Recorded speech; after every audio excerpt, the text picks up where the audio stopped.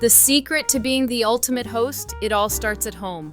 On today's special episode of Homeworthy, we're stepping inside the stunning homes of entertaining experts and tastemakers who know how to throw the perfect party and set a scene that wows. First, Supper Club founder Lydia Menzies welcomes us inside her gorgeous Georgia home, where every room is more colorful and inviting than the last. Then, we'll step inside the breathtaking home of Courtney Petit as she guides us through the art of setting 3 beautiful tablescapes for spring. Later, we tour the Dallas home of Amy Havins, whose Ralph Lauren-inspired spaces and decadent bar are perfect for entertaining. And finally, renowned wedding and event planner Augusta Cole invites us inside her fabulous Upper East Side apartment. With a soothing palette of greens and warm tones, Augusta's home offers a serene retreat from her busy days, traveling to some of the most exclusive destinations.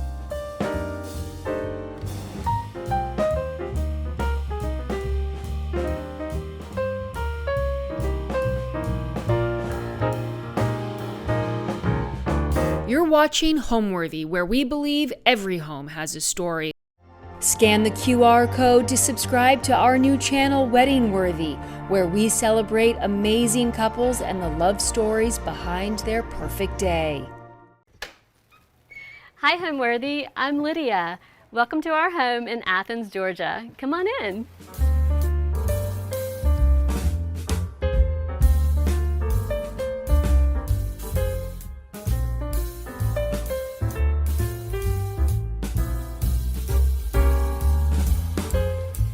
You're watching Homeworthy, where we believe every home has a story. Before today's episode, click the join button below to support all of the storytelling we do on this channel. Our growing community of members help to directly fund more videos so we can capture these extraordinary homes from around the world. So join today to receive early and exclusive access to new Homeworthy videos. Scan the QR code to subscribe to our new channel, Weddingworthy, where we celebrate amazing couples and the love stories behind their perfect day. Hi, Homeworthy. I'm Lydia Menzies. Welcome to our home in Athens, Georgia. So Athens, Georgia is a wonderful place. The University of Georgia is such a bonus to have and an excellent place to be. And it's funny because I didn't actually go here, but I have embraced, when in Rome, I cheer for the dogs, but I actually am an Auburn Tiger at heart. So it's kind of a fun mix to have a little bit of both, but I absolutely love living in a college town. And we are lucky enough to live within walking distance of the university. And that was a big draw for us, that the location, as having teenagers and children in this area, it's a great walkable neighborhood. Very close to schools and all of that, but also there is just this very cool dynamic in this neighborhood, especially of restoring and maintaining the homes that were built so long ago. And we were able to, I want to say we found this house, but truly this house found us because our friends knew, several friends knew we were looking for a house in Five Points. And we were having no luck. It's kind of hard to get a house, to be honest. And so a friend reached out and said, hey, there's a house that's not on the market. They would like to sell it from just as the owner. The man that lived here had lived here since 1953. So he grew up in this house and his mother lived here. He moved out.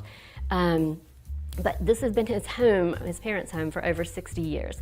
So he had a very sentimental draw to it. It was very important to him to find a family that would want to enjoy it, and he was hoping no one would flip it and no one would knock it down and build a larger home in place of it. He knew that there was no obligation on our part, but at the same time, that is really what we wanted to do. We wanted this to be a family home, and so it just sort of fit really well. And the cool thing about this house is it was built in 1918, and it's one of 4 houses in a row that were built by the same family. And I've been told it was the parents and the children, and they all came and built their houses right in a row so they could all be together. My husband is a licensed general contractor, and he stopped building in about 2005, 2006 in there. But he is able to still, do it all, and he also designed homes, and so he could see how we could rework the space and make it livable for a family of 4, and we wouldn't have to all share one bath. He kind of went all out. He raised the house. He had the house lifted. So now we have, it's a 6-bedroom, 5.5 bath, which is pretty amazing to have in such a small space, and we weren't allowed to go, you couldn't like build any more house. Like the house you had was the house you had to work with, so the footprint stayed the same. We were able to add on a porch and a tiny mudroom and a very tiny bathroom. So those were the only things that we added to the house. Otherwise, it was just the space that was here, reworked, and of course, a basement was added underneath.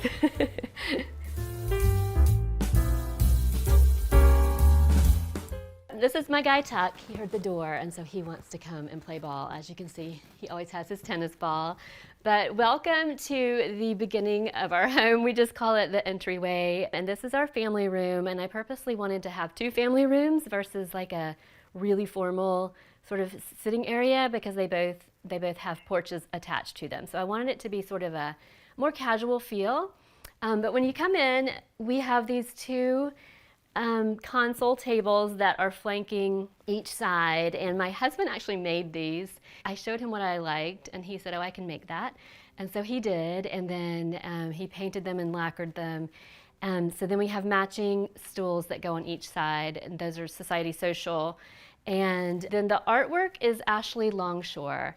And when I first started collecting art, I really loved to concentrate on Southern artists, and I think I was feeling like I was sort of helping my area, because those were the ones that I actually knew. And so I found Ashley, but she's from Alabama, but moved to Louisiana, and now she's in New York City. So she is quite a wild woman, but she is so much fun. She is a self-proclaimed wild woman, so I'm not saying anything she wouldn't say. So anyway, Ashley Longshore does these incredible Audreys. I'm very drawn to that silhouette and the colors that she uses. And so you'll see a few others throughout the house. So I have matching Staffordshire dogs on each side, just happen to love those as well.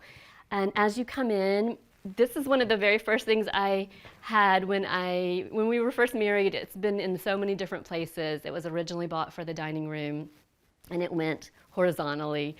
But I just love that look. It's sort of that Hollywood glamour, but it also just works. And so I have had it in many places and just love the reflection that it gives with all the windows.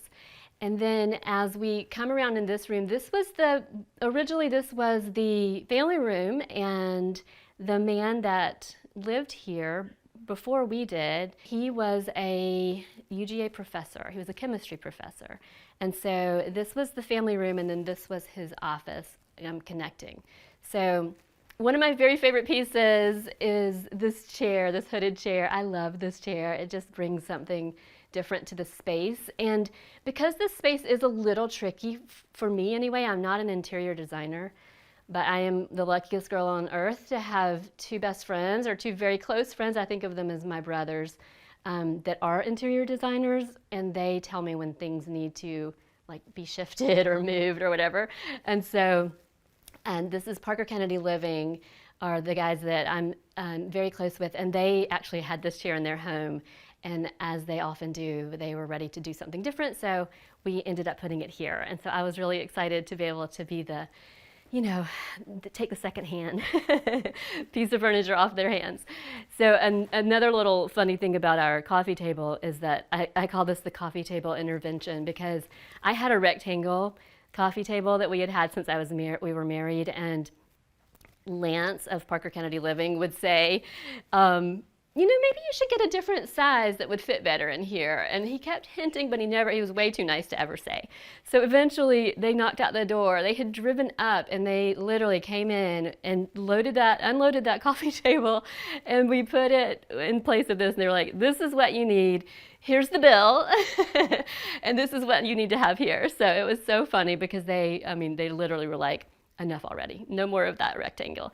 So they can see things sometimes that I can't see. So I have that benefit And Lance is so helpful in that way. He can zhuzh like no one else. On the center of the table, I am a flower person, and I think flowers make every space just look leveled up. And it's also really easy now. You can find them in your grocery stores, and Trader Joe's is my go-to. But so when I'm doing an arrangement, it's fall right now, and I feel limited on the different options that we have. Sometimes it's the mums and the different things, and I really prefer the colorful ones. So I go with the colors that I like, and then I add in little pieces of fall. Like I added in the wheat, just to kind of give it that, bring it into the season, but it's not screaming it's fall. I have stacks of coffee table books, which I absolutely love.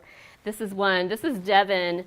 I lived here in England when I was in college. I actually taught first grade, and I was a student teacher in Devon, and so this is one of my favorite books that I keep on top, all those wonderful memories. And I put my little Staffordshire lady so she can live in England. So I don't really collect a lot of these, but when I find one that I like, I'll add it in.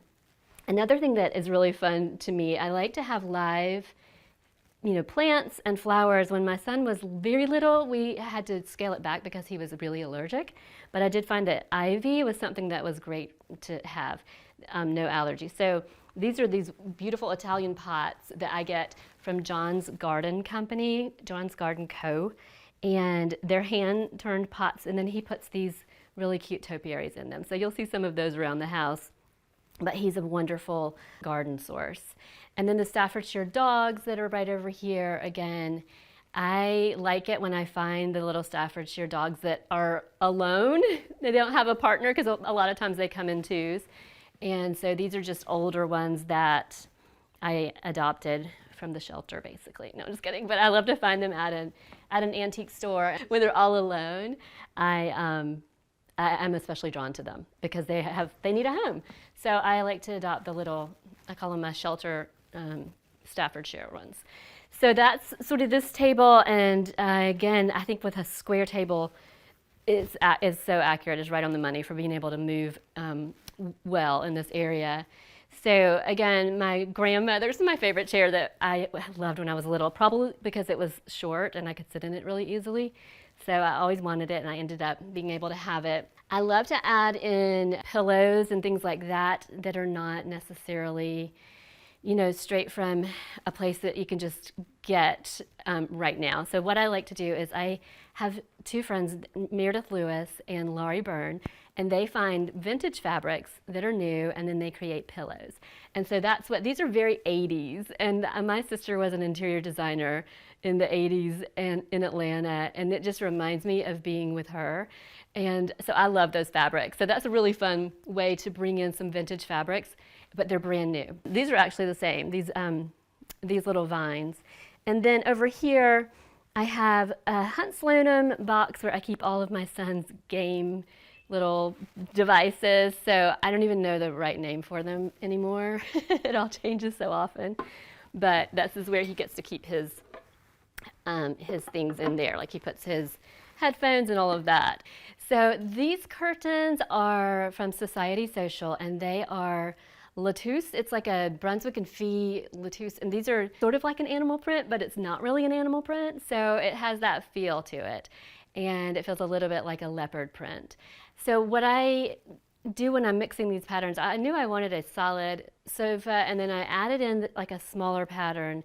And for me, I mix typically like a stripe or a geometric pattern with a floral, and I try to keep it that way so that the mixture is pleasing to the eye versus being chaotic. And so you'll see different places that have different patterns. Behind us over here we have a houndstooth chair those two chairs were in my husband's office, and I'll show those to you too if you would like.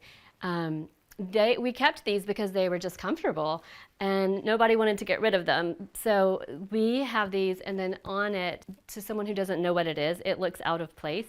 But to me, this brings back such great memories for me. My great grandmother made this for my mom.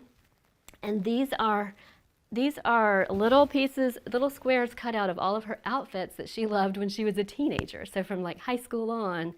And then my great-grandmother made her a quilt. So things like that, like these have been a part of my childhood and all of that. So I just leave them out, and I don't mind that that's a very different pattern and a different look. I mean, it's clearly, vintage. And so I think that it adds that warmth and that coziness to it. And I think that the houndstooth, manly, more masculine chairs in here, they make a great place to actually watch television. And so my husband's big thing about television is that he really does not like for it to be on the wall and to be able to be seen. He's just not a fan of it. So he built these cabinets, or had the cabinet people do it, but he sort of designed this after he saw it at one of our friends' houses. And they open up and you can just put all your stuff back here, and then they fold. The doors will fold all the way back if you want. Most of the way back. And so there you go. You can have that for your television. And then, like I said, they fold back and they're out of the way. So that is one thing that he really loves. He likes to close it. I personally would like to paint them or do something fun with them, and eventually I think I will. But that's just another project. I think there are always projects to be done. And that's part of what I love about being creative, is that a blank space is just always just ready for you to show what you can do. So I would love to find an artist that could paint them. I'm just not sure yet. But as you can see, I do have a thing for art. On this wall those are some of my very first collections over there. It's blue and white china with these beautiful bright flowers, and they're watercolor originals. And I think that mixing that with the patterns from the pillows, and then also pulling in that curtain fabric, it's pleasing to the eye because of the scale and because of the sizes of the patterns. And I think that that's sort of the trick, is if you get too many of the same size, it's when it's too hard to look at. So I think I think there are a lot of different little tricks, but that's one of my favorites, is just scale. And I think scale is what I had to learn the most to kind of understand how to make a home look peaceful, but yet still have all the colors and patterns. So that would be my tip. And then, of course, the lamps themselves, they continue with another pattern in blue and white, and it's just a very typical chinoiserie blue and white. And then above, over here on this wall, we have art. So anytime there's something to celebrate, art is my favorite gift. So this is one that we got on our second anniversary, and it's actually a restaurant in Savannah, Georgia. And Joe Mullican is the artist, and I found it at Ann Irwin Fine Arts in Atlanta several years ago. And that was another Atlanta artist, Wanda Ruzicka. And it was just really, I love paintings of interiors, which is always funny to me.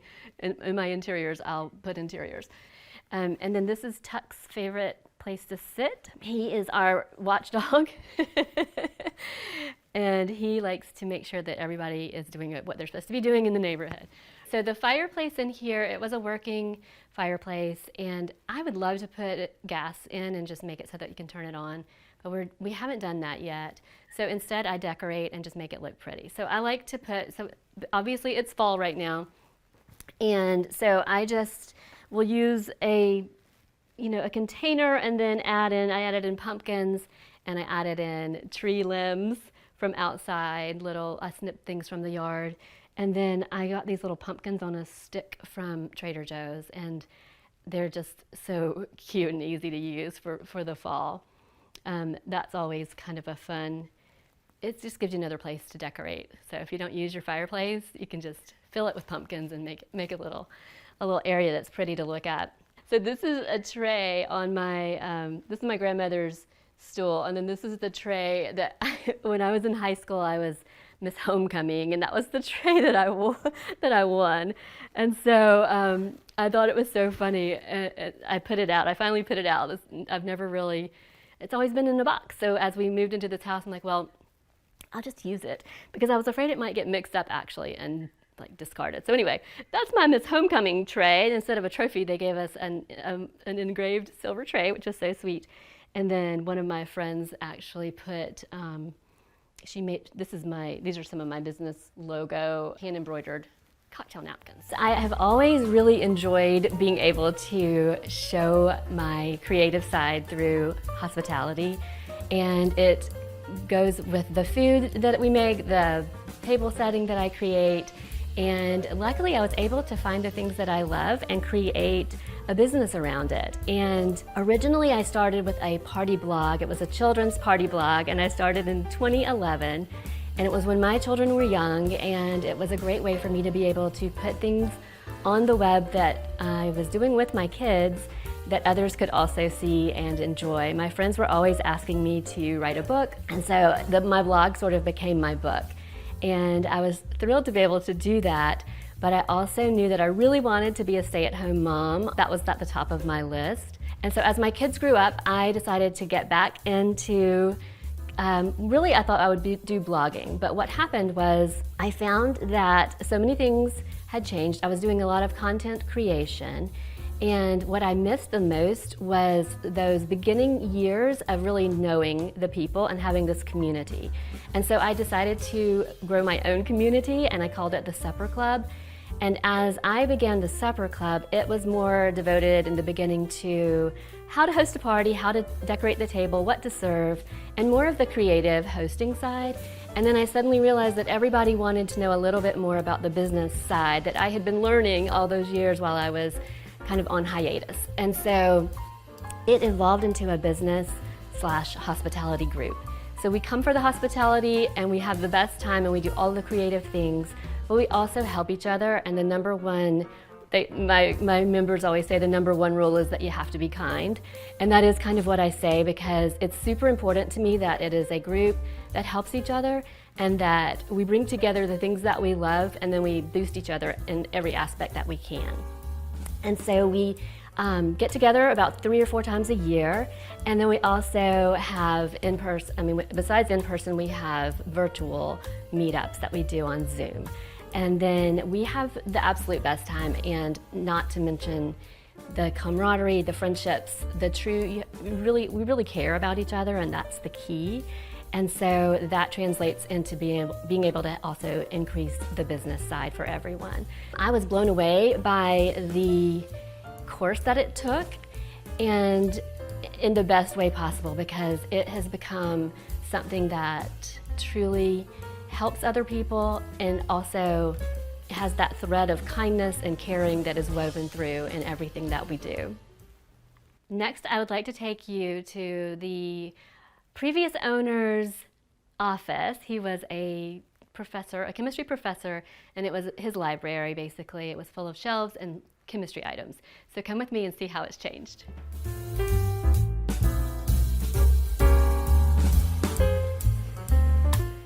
So this room was the library and the office for the chemistry professor, and he had this room full of bookshelves and books. And so as you can see, not aesthetically, but technically, it is all the same. The swoop of the ceilings are still there, and everything was maintained. I love the glass doors. I've always been a big fan of that beveled glass. So I replaced the books with some of my own books, as well as a Majolica collection. And so you'll see different pieces. Some of it is Majolica that is vintage or antique, and then some of it is a newer version of Majolica. But this is where I housed most of my Majolica. And I love really old books, and so I was able to find some that I put up there. And then you'll see lots of party books and entertaining books that are around. So it's my version of a library, but I added a good bit of art in here. So I took out the shelving. My husband and I took out the shelving that was surrounding the other walls. And so you can see sort of what we did instead. Originally, I think this was actually wallpapered. And I have videos of my son like pulling the wallpaper down as we were redoing it. So I absolutely love Hunt Slonim and his artwork. And so I have a thing for bunnies and have ended up collecting his art over the years, and just absolutely love everything that he does. I also put my children's portraits on each wall where there was a full library. There was a full bookshelf, and we took those out, and then we replaced them with the portraits of the kids. So that was the perfect spot for it, and being able to put the art lights over it, it's great at night to be able to put that together. So this room was originally intended to be my office. I envisioned myself with a computer and having to work and do things from this room, so I just wanted it to be bright and kind of inspiring, and the things that I really loved that would kind of, inspire the creativity. But what happened when online school came along, we ended up using these rooms, this room and then even the guest room, as the place where the kids studied and did all of their homework. So I kind of got kicked out of my office, which is just fine with me. But this is where my son and daughter would do their work, and this one too. He went to school every day too. So I replaced, instead of having like a desk, I put more books that I loved. I love tea, and I love collecting the tea boxes. And so these are some of the antique tea boxes. And then these are my bronzed baby shoes that my parents had bronzed a long time ago. So those are fun, and I have always just thought those were kind of cute and quirky. So I put those on there, and then there's a box over here that is a Nantucket artist would paint these. And so I would spend summers on Nantucket I went as a nanny when I was in college. And as most people do, I got hooked. And so I would bring back treasures for my family, and I gave this one to my grandmother. And so this is the one now that it's in my house. And it has her thimble collection inside of it. So clearly I am not the only collector in the family. Yes, and so she was very big into embroidery and needlepoint and sewing of all sorts. So I didn't even realize that she had put her thimbles in there until recently. So it was kind of funny that I hadn't even opened it. So another thing I really love to do is just have a big thing of flowers. I think, like I said, flowers make a room just shine. And so I always try to keep something. These are giant peonies, and I got those at Trader Joe's. So whenever I see a peony, I just kind of grab them and put them around. Chairs are from Parker Kennedy Living, and I love that animal print with all the different solids and stripes and things. I think it just kind of adds a different layer. So the curtains, I had those made when we were in a house, and the room was actually bright yellow, and had a really good time with fabric. This is Trisha Guild, Designers Guild, and I also did this hot pink sofa. So this was also my grandmother's. I obviously just adored my grandmother. I seem to have loved everything she had. So I think of her every time, and I always think of how much she would laugh that I actually put pink all over it, that I recovered it. So it's a Designers Guild hot pink with velvet cut out. So it's very, very beautiful. It used to be a lot darker, and because of these lovely windows that we have that are so old, there's no protection from the sun. So all of the furniture gets a little faded, but we just kind of go with it. And we certainly have no problem relaxing on any of it. A few more of the Hunt Sloanums that I love. That was the very first one, the blue diamond dust. And my daughter helped pick that out. And so I always loved that because I let her help choose which one we would get, because it was pretty special to get one. And so I love it that she helped. I have a few more over on that side with my tiny one at the top. It's my prize. I love him. It's so tiny. He's a little bitty baby bunny, and I feel like I found a unicorn when I found him. So it's such a cute one. And then the daisy and this bunny. And what I really love are those frames, because they have vintage and really they're antique frames. And I kind of like the older the better for me. I like that it's a piece of pop art or popular culture art then put into a vintage frame. And I think that's where the character really shines. So those are the ones I gravitate toward. A couple other things. These are my kids' silhouettes, and then that one is mine from when I was a little girl that my mom and dad had done. So I love having the three of us up there. We keep laughing. We're gonna have to make one for my husband so we can have all four. That's like a classic cricket box from the 80s. This was at my mom's and my grandmother's. I always saw these on all the tables, the brass cricket boxes. So I think that it is a perfect bolt of shine over here. And then that really dark bowl at the very top is it's from our honeymoon.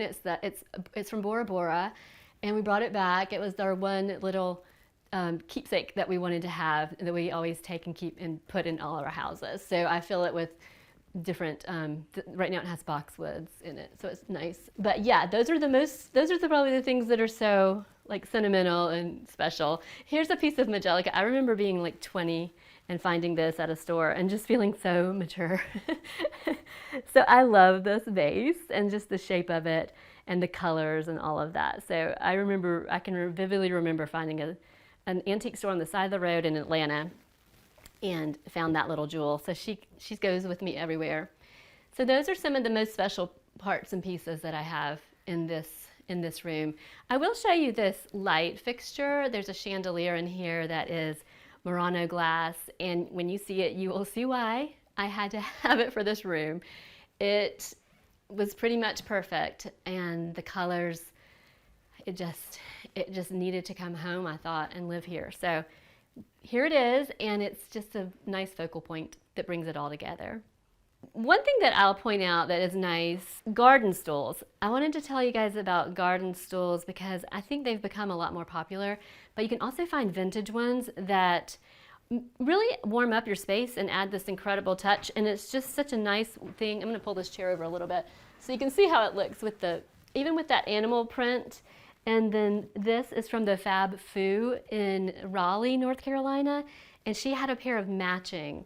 So I have one on each side, and they make the most perfect spot for little drinks and things. So when you're looking, and garden stools are becoming a lot more popular, for use indoors. And as you're looking around in vintage or antique places, look for them, because that adds a lot of character to your house too. When you just find something that is, you're not gonna find it in every store, but it's actually really useful. Next, let's go to the dining room. I have it set for you so that you can have ideas for bringing your friends together for like Friendsgiving or just a fall time around the table. So come with me and I'll show you all the fun details I've put out for you.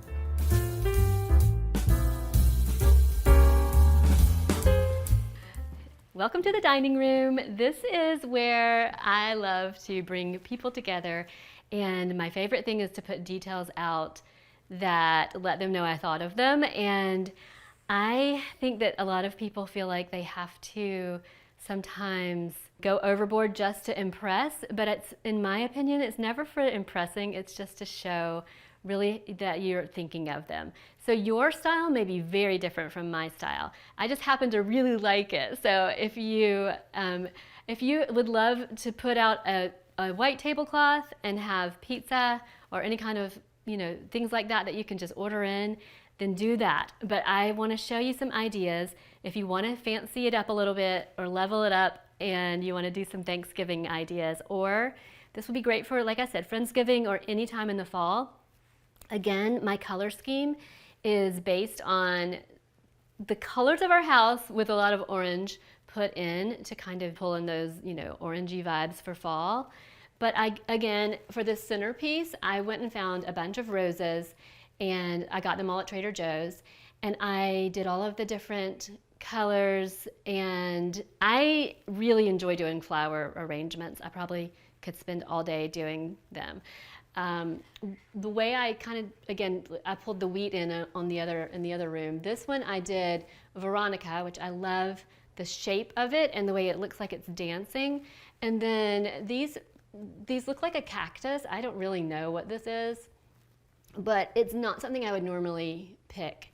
And so I chose it for the texture and the way it looks, just a little more fall-like and a little less spring-like. So I use spring colors, and I don't try to pretend that I don't, but I also incorporate some of those little rustic-y looking type of fall things that make you feel like you are looking at something that is appropriate for the season.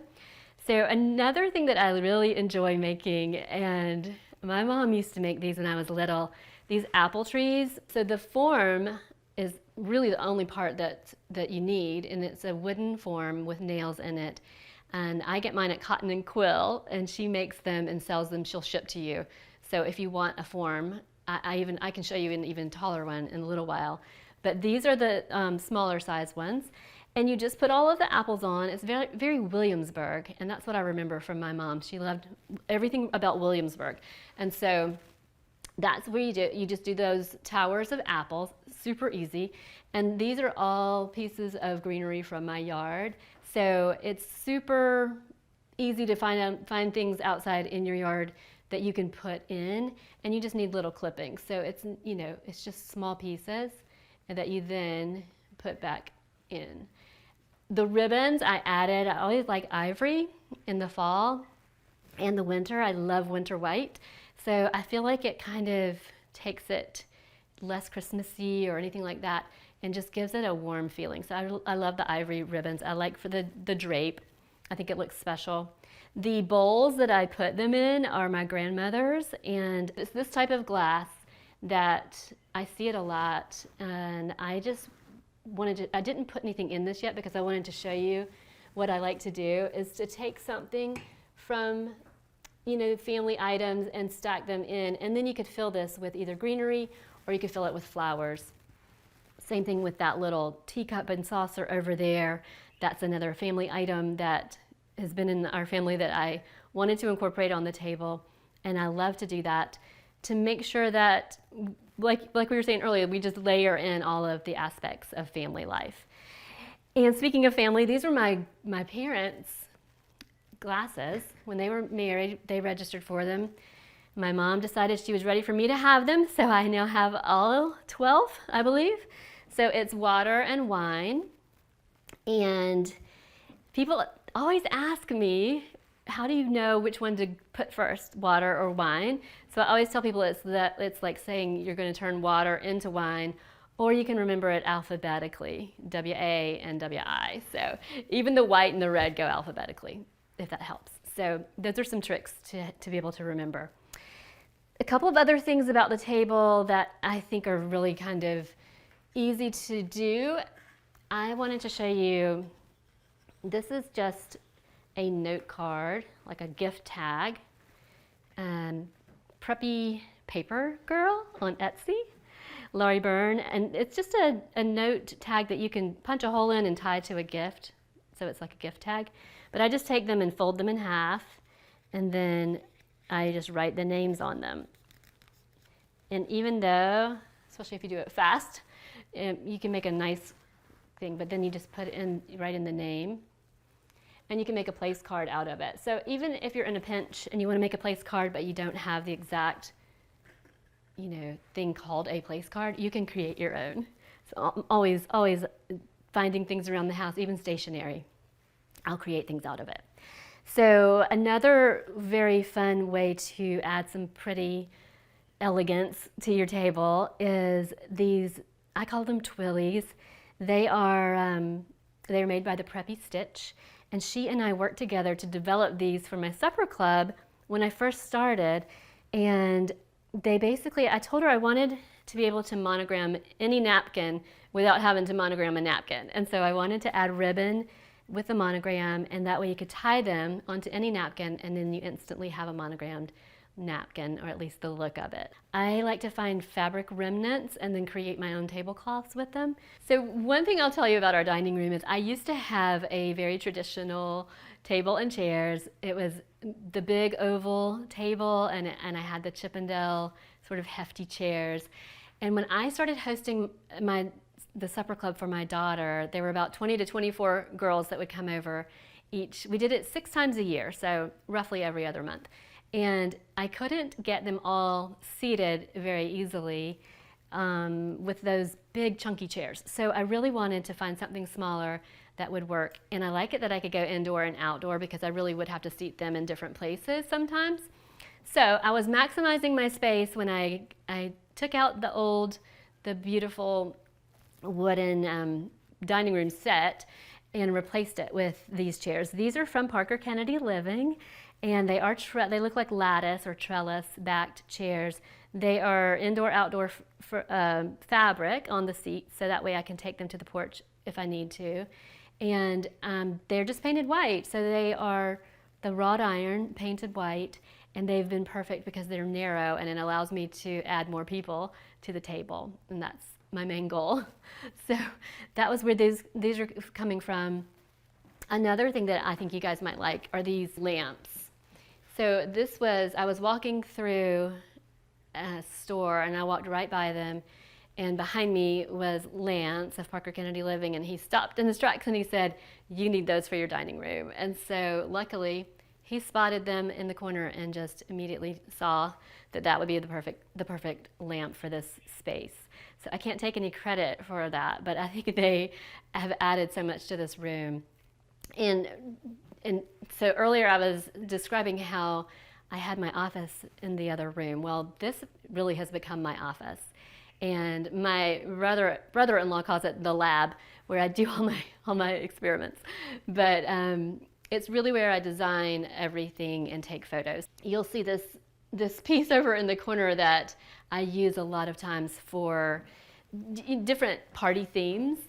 And recently wrote a book about my supper club, because everybody in my supper club is really great at doing party themes.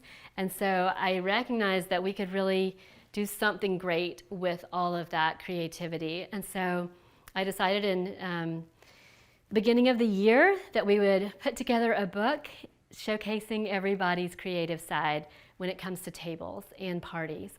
And so that book will be coming out in spring. But this is one of the pieces that I use in rotation whenever I'm designing something. I decorate the top, I put Christmas trees on it. I really wanted to put a cornucopia up there for you guys today. I just can envision it with like the fruits and the things coming down.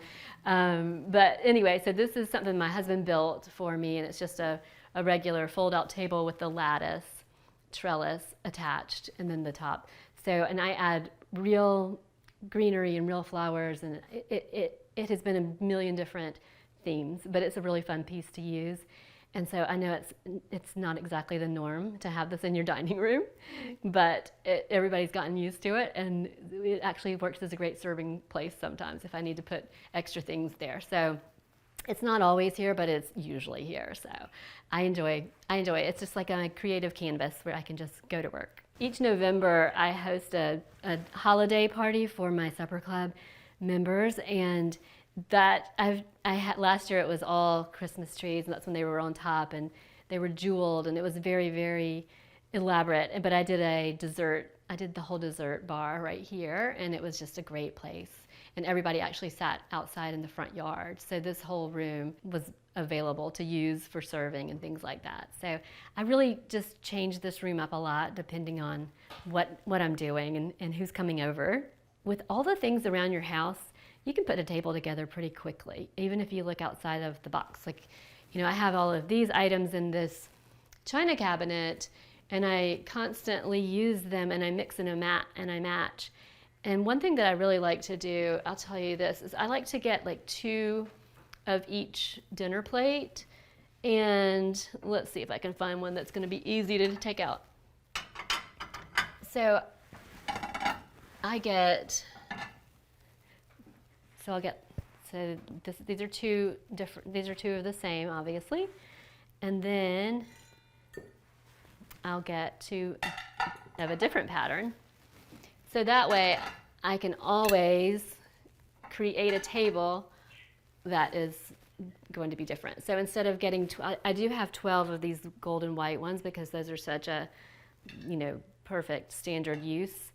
But then when I want to mix it up, and I use these a lot with my supper club when I get together with them. I have 24 of these plates, and so I just set a different table every time, but I can reuse these plates. So they're all different, but I do have 2 of each design. I get these at Gaines Jewelers, and they're great at letting me order two of whatever I want.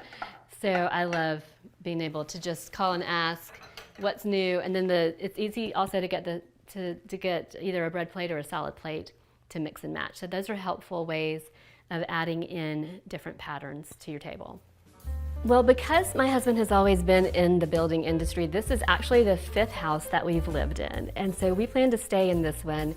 But along the way, we always knew we would move probably every 2 to 3 years. And so knowing that, I think I took a lot more sort of chances, and I was a lot more confident and a lot bolder with my colors and all of that at each house, because I knew we would be painting right over it and selling it, and we would move on. So I had a really good time being creative in the houses before. And so what we had when we moved in here was a collection of items from our other homes, and so I loved being able to find a way to use it all in here.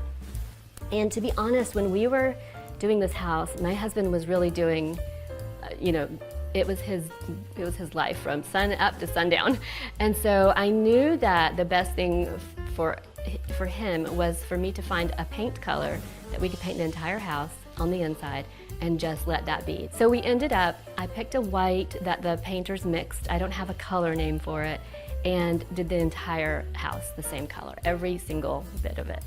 And it was done purposefully that way. I have a lot of art that is everywhere, and it ends up being a great backdrop for it. And then you'll see as we go through, you'll see how I added in fabrics with curtains, and then you'll see it does not hurt for color. There's color everywhere, so. I think that a lot of homes in the South embrace color, and I think it has so much to do with our environment and the warmth. I lived in New England, and I see that reflected when I'm up there. It's a different feel, and I think everybody does that. If you're in the sunny South, you have sunny, brighter colors. If you're in New York, you have a tendency to go toward grays and blacks. And I just think that it's just very reflective of where we live. And growing up in Georgia, south to the beaches, anything like that, it's always been a very colorful world. My mom is very, I would say, like traditional, but not too afraid of color. But I kind of broke through all of that, and it's very colorful. And in one of our houses, I did a hot pink room, dining room. And after I did it, it grew on us so much. We all liked it so much that we've kind of woven that thread all the way through. Even with all white walls, you'll see a lot of that pink that came in just out of kind of having a fun time with the colors. You guys, I want to take you to the original bedrooms that were in the house. Like I said, 2 bedrooms, 1 bath. So follow me and I'll show you what we've turned into the guest room and then the back family room. Come on.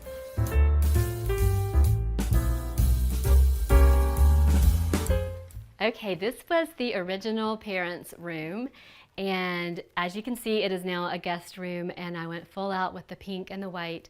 And those pink curtains actually used to be in our dining room, so that was how bright pink the dining room was. And they were too good to pass up, so I had to bring them with us and continue to use them in our next home. So as you can see, we did a bed from Society Social with the pink tape on it, did an antique starburst mirror. Those are everywhere now, but if you find something that's an antique, it will last forever. Like, that will be a trend that goes away, but when you buy one that's sort of like from France or somewhere, you will treasure it a lot more. So I would highly recommend, when you find a trend, to get one from the original location.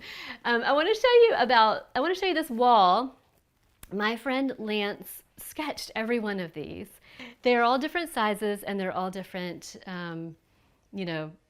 pieces, so they're all hand sketched. And I think when my husband, we just dropped my son off at college, and I think he needed a project to just kind of, get over that first week back home of having an empty nest. So my husband went and cut down bamboo, literally cut down bamboo from the field, and he made every one of these frames. So it is original bamboo that he cut down, and then he put them together, he painted them, and all of that. So each of these, there were such different sizes, it was impossible just to buy a frame and put them in. So that's why he created each one. So my husband did all of that, and we were able to hang it up and put them on the wall because they are such fascinating and fabulous sketches that Lance Jackson did of Parker Kennedy living. I added in the sconces and then the old the Paris gold plates, and don't know who that's one I found over there. It is monogrammed or engraved with a monogram, and I don't know that person, but I just loved how beautiful it is. So, and another little chintz settee from, a vintage store, and then just a little round pillow to kind of pull it all together, because I felt like there were a lot of squares and rectangles, so I wanted to add a little bit of roundness. The light fixture is one that I found at Scott Antique Market, and it has a twin light fixture in the bathroom. And as we walk around, we can go in and you'll see it. One thing to note is that my aunt, I think I told y'all, but my aunt makes afghans, and she is no longer with us, but she had afghans and was a whiz at them. So you'll see those around the house too. So I added that in for just a little bit of comfort. Cozy feeling. Found these at Scott Antique Market. Loved that Brunswick and Fee fabric, and actually was trying to find a bed for my parents to go in the guest room when we were moving to a different house, and I came back with these chairs instead. And my husband just laughed and said, "I don't think your parents are going to be very comfortable in those." So we eventually did find the right bed, but in the meantime, we got 2 chairs instead. Sometimes that happens. So over here are a couple more of the Ashley Longshore paintings that are the Audrey Hepburn profiles that I think are so pretty. Butterflies are big. I love butterflies.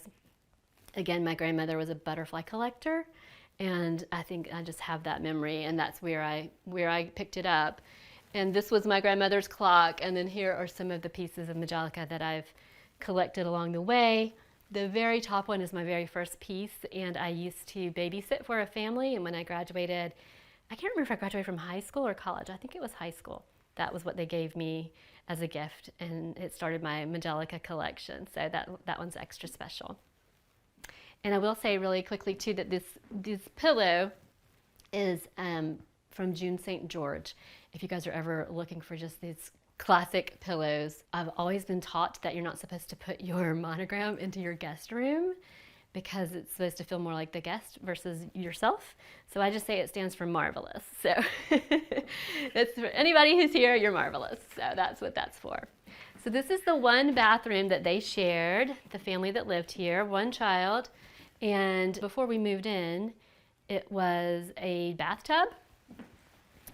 Here, there was a bathtub, like a clawfoot tub, very heavy. When the house was lifted, it started going down, and it was a very scary moment, but replaced that. And then the commode and things, they were here. So we redid the vanity and added in the mirror and just kept it really white and pretty and plain and simple. My husband did the flooring, and if you look really closely, you'll see that we might have a little goof up here and there, but we just call it character. So these were little old, I love the little old places for storage. Super cute with the shutters on the top. Another Ashley Longshore, and then that's that matching light that I was telling you about. So that was what we did with this room, and kept it very much the same, obviously the same footprint. And then it led into the son's bedroom. And so we completely changed this. This is where we really did the most work, is back here. So this is another family area that we lovingly refer to it as the dog den, because our dogs love to hang out here. And as you can see, so these bright green chairs were some that I had in a different home, and I loved the fabric, and they just were too fun to pass up also. So I kept those and didn't even have them in this room for the longest. So it's kind of funny that they've landed here, and I love having them. Another garden stool moment there with the turtle, which is always fun to have something different. I will tell you that this hot pink little settee right here that we have, I intended for that to be for Blue, our dog. He has hip dysplasia, and he's a golden retriever, sweetest thing on earth. So I actually got that with him in mind. we call this our sofa, it's like a million shades of green, because once again, the light that comes in is just insane. So we have, you know, 10,000 different shades of green over here, and we just embrace it because we can't do anything about the lighting. And the old windows are like magnifying glasses, and it just kills your furniture. The painting is Elizabeth Indres. She was in college when she was painting these, and I found out about her through a friend named Kara Brown, and she's in Pennsylvania, and I just was fascinated with her and that she was so young. And so we have two of her. There's another one back there really interesting thing is that there are people in this, and we like faces of people, and we didn't know, I didn't see them, no one saw them really for a while. And then I asked my daughter one day if she saw it, and she said, oh, I do. She found it, and she had found a different one than what I had seen. So now we realize there are about 6 different little faces that are somewhere hidden in that painting. So it's kind of a fun talking point too when you have guests come over. So we like to see if they can find all the people in the painting. So this is the part of the house where we really did the most changing. And so as I just described, that was a bedroom, and it obviously had a wall, and then we took that wall down so that it would open up to the breakfast area and then into the kitchen. And what was here was a small door that came in, and it was a laundry room, and then the staircase that went to the attic. It was very narrow. It was not up to code. It went straight up right here, and it would go up into the attic. So this was all rearranged to create a different space for the kitchen. And so this looks pretty much nothing like the original kitchen did. And my husband just designed it to do, so we have a bank of cabinets here, because what he did was move the staircase on the opposite side of this bank of cabinets. And to take the place of where that staircase was, it was a butler's pantry. And I loved it. It was so cute and right up my alley, but we had to have a place for some stairs. So he put stairs behind this cabinet and then just basically flipped it. So the butler's pantry was just basically turned around. And so that's what this is. So all of this is storage for all of the things. And I think one day we'll probably put glass instead of just the white. But at that time we didn't know any better, so we did that. And then this island everything's all new here. So my husband actually designed that hood and was so proud of himself. I found somebody to make it and everything. He loved it. So he did all of that, and then he put the 2 top cabinets. They mimic the grid on the windows. So there's that we did. We had to take out a window or 2, and so to make this, because these were all windows, and it was really hard. To make this space look completely symmetrical, we would have had to take out a 3rd window. So we opted to keep that window and just let it be a little off center. So that's a great thing about an old house. Our floors slant and things are shifted in weird ways. So it all works out fine. So we have that, and then the pantry is over there. This is one of my favorite pieces of art. Donald Robertson is his name, and he lives in Texas. And he's a great person to follow on Instagram if you enjoy art. But he's very funny, and so this is one that it just depicts. It was Eloise's or Madeline's party. I think it's Eloise's party at Tiffany's is what it is. So it's a bunch of characters from different things. And I used to be a 2nd grade teacher, and so it especially speaks to me with Madeline and Curious George and Eloise, and then of course Corduroy the bear. Here's Annie. Daddy Warbucks. It's just a lot of fun. So it's just a cute little Miss Clavel. And when my daughter was little, I actually hosted a Madeline party for her. That was the theme, and we had the best time with Miss Clavel, and her kindergarten teacher came dressed up as Miss Clavel. Anyway, we had a great time. So it just makes me think of those fun memories, but I love that one. So over here at this table, I set a more traditional Thanksgiving table for you guys. And in our family, Thanksgiving is celebrated here at our house. In the past, it was at my aunt's house, and then it was at my parents' house. And now we have the honor of hosting everyone at our house. So we love having everybody get together here. I usually we have about 14 people, so I usually put, this used to be like the kid table. They've all grown up and they just, we can all fit in the dining room. And if so, then we do. But we have extended family come. And so I do like a kid table. And this one I did a lot more traditionally Thanksgiving with pumpkins and all of that and the colors. So this is hen house linens with the tablecloth and the napkins, and those are just really great linens for your table for that casual feel, and then you can also elevate it. So I like how it's easy to wash and wear. It's not like the other one that I did that's like fabric and it has to be dry cleaned and all of that. That is totally different. I put the fringe on it and all of that. So these are very, very user friendly. And then I take Majolica. I use these at Thanksgiving a lot. These are Majolica plates that are, a little bit of British at Thanksgiving always makes me think of sort of the Pilgrim, the Mayflower. So I do add in a little bit of that vibe to it. One thing that you might enjoy seeing, have you ever heard of Toby cups or Toby mugs? That is a traditional mug that they use in the pubs in England, and these are the miniature versions. And so this is like a beer stein in England. They would drink their beer out of the Toby mugs. So I just like to collect the little miniature ones, and then I use them for flower arrangements. And they kind of make me laugh because I think when I lived in England and did my student teaching there, it was fall. So I think in my head, I think of the pubs in England and all of that. So I always bring that through. And they actually hosted a Thanksgiving meal for us while we were there, which was very cute and funny. So I always think of that too. But anyway, these are all different. Like this one has a pirate, has a little, what do you call it, a little bird on his shoulder.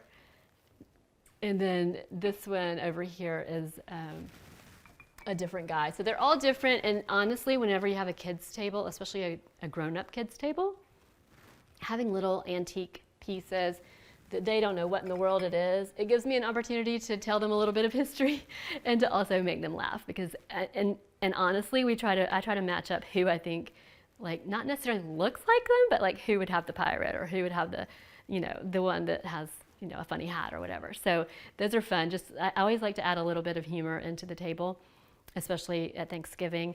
Another thing that I like to do is I'll make my own note place cards again with those gift tags. And for this one, I just stapled together 2 different ones. And I like to put a little note or a message on the inside that says why I'm thankful for them. So I think it's a special thing. I think as much as we can remind people what their value is, and any opportunity that you have, especially the young kids, but really everybody, it's really important, and it really makes their whole day. So I try to add a little note on the back, and that's why I put 2 together of just like why I'm thankful for them, or usually it's something about their personality, like thank you for being generous and thank you for being thoughtful, things like that. So I like to add a little something that they can maybe take home with them and keep with them to be a reminder of why I think they're pretty special. So this nice little thing to do at the table for your guests or for your family. Everybody loves to be appreciated, right? And then for the centerpiece, I did a pumpkin, and I like to put a salad in there because kids especially love to eat out of something that's unusual. So to put a pumpkin, and it's pottery, it's not like anything, if something happened to it, it would be fine. But I did put my grandmother's Florentine tray under it. And so I like to do an arugula salad, and I know if I'm trying something that's kind of different, especially with kids, that if I put it in a different type of serving dish, they will be more likely to try it. So that's my salad. That's my salad server. It could be soup, but we're in the South and it doesn't get cold enough for soup. So, well, you know, being a second grade teacher, I have like a lot of little games and tricks. But one thing we do is we do like pass the pumpkin. It's your turn to talk if you're holding the pumpkin, and then you pick somebody to tell what you're thankful for about them, or you can actually go around the whole table and everybody gets like a word that you want to say about them. I used to teach adjectives, so you get to like describe them in one word, something nice. So just different, you can be very creative with the ways that you do it. With kids, a lot of times they need something like a pumpkin to hold so that they know that it's their turn to talk and that everybody else is supposed to listen. And it's not one of those things that you just kind of put down and just tell them to go for it. You explain it to them and they will respect that and typically do it. So it's really a fun way to get them to kind of talk and engage, especially if they're feeling shy or, not sure they want to talk at the table. So it lightens it up. I love Thanksgiving. It's one of my favorites because everybody's just kind of having fun, eating, and there's no big stress. It's just all about being grateful and thankful. Home as a concept means to me so many things really, but if I had to, I could probably narrow it to 3 things, and I would say, first of all, it's a wholesome place. It's a wholesomeness, it's a feeling, and that's what I'm hoping that my kids always feel, that they have that no matter where they go, no matter what the world tells them, they can come back here and they can have their values that were rooted here, and they can know that they can be and they can let their burdens go. They can have celebrations here, but it's a place that you will find where it is going to be a place where we work through anything that's needed, but it's that wholesome vibe. A little dash of Pollyanna, which I love. I think that home should feel really like a reset, that you can be happy here, and I think that's why it's so bright and cheerful in our house, is that I want it to be uplifting, and I want anyone who comes here to leave feeling happier and truly like uplifted and delighted. So, and the other thing I think home is certainly a gift to be able to share with others, and that's so important to me because just like an artist has a canvas and different people have creative outlets, I think everyone is creative in some way. And just being able to have people in my home, that is my creative outlet, but it's also a gift that I use to be able to share with others, not my house so much, but just the welcoming, the warmth, the gratitude for friendship. I want to be able to express my thanks for their friendship and for being in my life. And so it's a place to celebrate. It's a place to bring people together, and that is what home means to me. Bye, Homeworthy. Thank you for coming. I'm so glad you were here, and I hope to see you again soon.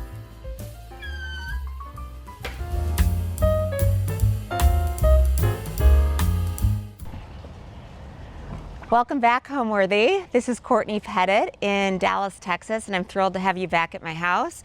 Today, I've set some spring tables for you all to see, and we are going to set one together for dinner tonight.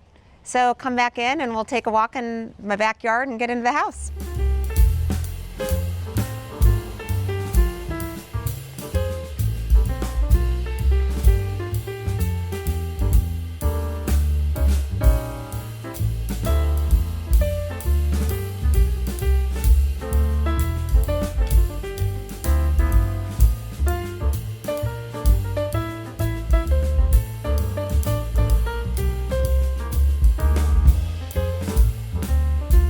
You're watching Homeworthy, where we believe every home has a story. Before today's episode, click the join button below to support all of the storytelling we do on this channel.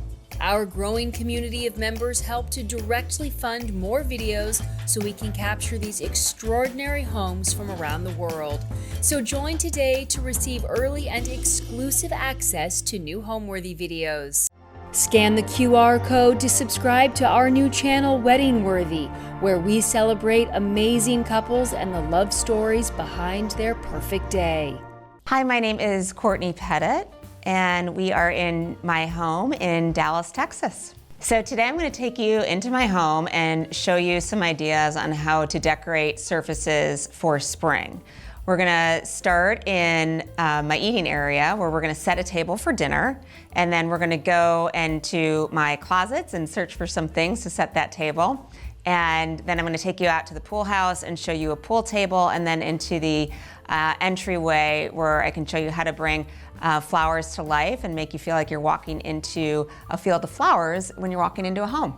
The love of tabletop came to me as a child. So when we would go to my grandmother's house, she always had very formal dining room table. She had her crystal out, she had her silver out, she had her china out. And even as a young girl, I remember sitting at the table and was enamored with the linen, the silver, the crystal, and all sort of the bling that came with it. And that manifested into what I've curated and collected today. And what I like to do is to bring that sort of back to life for my children and give them that same experience that I had with my grandmother, and use her things and bring them to the table with us so that she's a part of our family today. If you don't have something passed down, I was fortunate to have that, and so I started with a great, what I say, base. But I've also collected over time to add to that base. What my grandmother's taste was, she had a very refined and defined space, which was, she liked fancy things. She liked the crystal and the silver. I was fortunate to start with that base, but over time, I've gone to secondhand stores, Facebook Marketplace, people selling things on Instagram, estate sales, auctions, to continue to collect and curate my own collection and add to that base. Collecting and curating, unfortunately, does come with time. If you try and go all at once, you're not gonna find the best piece, or you're gonna get a bunch of one set of something. And I actually think the best things are incomplete sets, to buy 8 dinner plates or 12 dinner plates, but you don't need the salad plates with it and the bread plates and the saucers and the teacups. I think you can focus on curating and getting different sets of china and blending it all together so that you don't have a bland table. But that takes time. Just like if you want to go into the secondhand shop, or sometimes there's great stuff in it, sometimes it's a miss and you walk out with nothing. It takes time, it takes frequency. So we are in the Solarium today, and it's one of my favorite rooms in the house to serve dinner for the family. You can see here we just have a plain tablecloth, and we are going to be setting the table together after we go into the pantry to get plates and napkins and other items that we'll set the table with. Reason this is one of my favorite rooms is to eat in is the light in here. You've got this peak at the ceiling. It's a nice round table. I like to eat at round tables. And this room was actually, before we made it into an eating area, was really just a passage through to the garage, and it was a greenhouse. And so we've taken the greenhouse and enclosed it and made a planting area, which you'll see in a little bit. And this is a place that we get to and from the garage, but also a place that we frequently eat dinner as a family together. So now we're going to go into 2 areas where we're going to get some of the plates and napkins. Let's go get them. Now we're in the entryway to the house. This was actually one of the reasons why I bought the house, was for this room, and you'll see why in a little bit as we pull out some of the plates and some of the napkins that we're going to set the table with. But first I wanted to show you another tabletop, although it's not one that you're going to eat on. This is the entryway table. Right now, flowers are pretty easy to get, pretty cheap to get. You can go to Trader Joe's.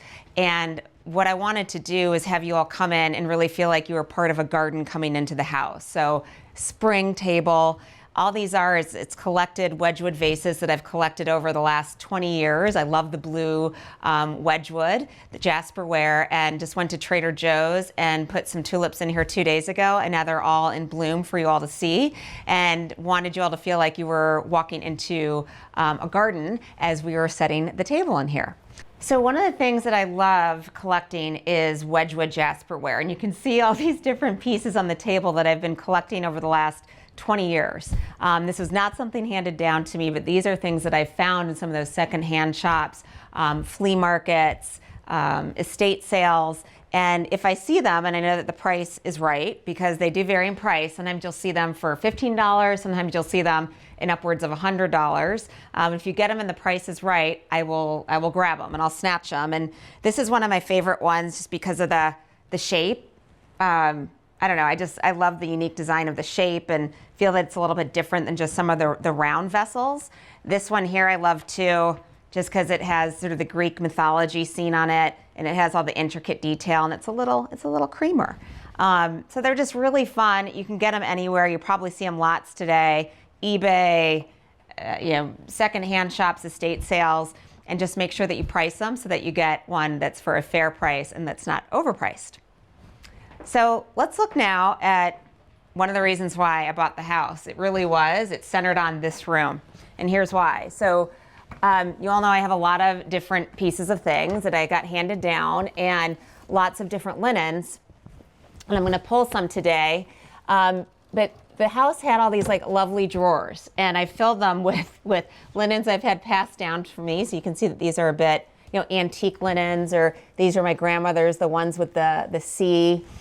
These are ones, they're really pretty. If you look at them, they're just drink napkins, and then these are actually napkins that you put your stemware in. So you put the base of your glass into that. So very old ones that were passed down to me that I put on top. You can see I have some here, they pull out. This is where I've got some of the monogram ones, and I like to organize them by type so I know what I'm getting. We're actually going to take these today for dinner because I like these. I like the blue and white. I think they go with the butterflies on the table, so I'm going to grab 4 of them. From Marigold Living. She's a lovely woman from India, and my former work colleague is her niece, and she's just phenomenal. She's a woman-owned business, and she's done a great job building it out. And if I am purchasing things, I always like to support women-owned businesses that are starting their businesses out. So we're going to use these today. You can see the pretty blue and white sort of looks like china, and then I've got C and P for my initials that are embedded in white. But these drawers right here, all just, full of the linens. You can see like these are my mom's linens, these yellow ones. They were plain though, so I had my friend monogram them. I like to monogram things if they don't have something interesting on them. They just make for a more dynamic, fun, layered table setting, but it doesn't always have to be monogrammed. It can be, like here, a hydrangea or whatever you want to put on it, whatever is meaningful and thoughtful to you. These right here are just C's, and I had my daughter make them during COVID because she likes to stitch. She was bored, and she made these for me during COVID. So it's easy. Sometimes you can just buy like cheap Sephora napkins or inexpensive napkins on Amazon and have somebody embroider whatever, or monogram, whatever you'd like to put on there that's meaningful for your table. So we got to get some salt and pepper shakers. And again, I'm a collector of things. I'm a collector of salt and pepper shakers. I think because we're doing a spring table, I'm going to go with the theme of these green frogs, or these fun green and white frogs. I got these in an estate sale actually just down the street a couple years ago. But I've got a bunch in here. You can see asparagus. I like pigs. I have a dog, and so we have a dog. And I do like to do a theme table as well. If it's Christmas, I'll do the nutcrackers. If it's Valentine's Day, I have Hershey Kisses. I've got, everything's in there. And we'll put that here for right now. And I also want to get some of the spring glasses. These are fun ones. So I keep my stemware in here as well as pitchers. And what we're going to do today, because we're going with the spring table, is, I think I showed you all these before actually, but they're so fun. They're glass. You can get them on Amazon. They're little mockingbirds. And I'm going to get 4 of these to set for the table. We like to put straws in them, and I like to put lemonade in there because the girls like to drink lemonade with dinner sometimes. We can have all these accessories, but we still have to have our plates to eat from. So we're going to go over here and get our plates. Again, lots of plates, and you may look at me and say, is this a plate store? It's really not. These are a lot of things that were handed down to me and that I've collected and curated over time, either through stores that I've purchased at estate sales, or, this is china that I had when I got married. I registered for it. It's a beautiful heron Queen Victoria plant pattern that I love. And I didn't get necessarily everything, didn't get it completed when I got married. So over time, I've collected the pieces and purchased more at auction when I thought that it was a great price and much better than you could buy at retail. So I've built that out over time, but we're not gonna use those because it's not a fancy dinner tonight. We're gonna go more casual. I'm actually gonna take 4 dessert plates. These are meaningful for me. These were actually my grandmother's. And I remember when she got them with my mom in Chicago at a store there. And what's fun with these, they were made by Gloria Vanderbilt, or designed by Gloria Vanderbilt at the time. So she didn't just do jeans. I think she also did china during the 70s as well. So we're going to use these fun green and pink plates for the spring dinner tonight. So I'll grab that, and then 4 dinner plates right here. So now we're gonna get some silverware. I have lots of sterling silverware that I started initially when I got married over 25 years ago. And again, I've built that collection over time where my mom as a gift would maybe give me a fork or give me a knife, or I've been to an estate sale and saw that pattern that was available and at a much better cost than what it would be retail. So I've built that collection over time.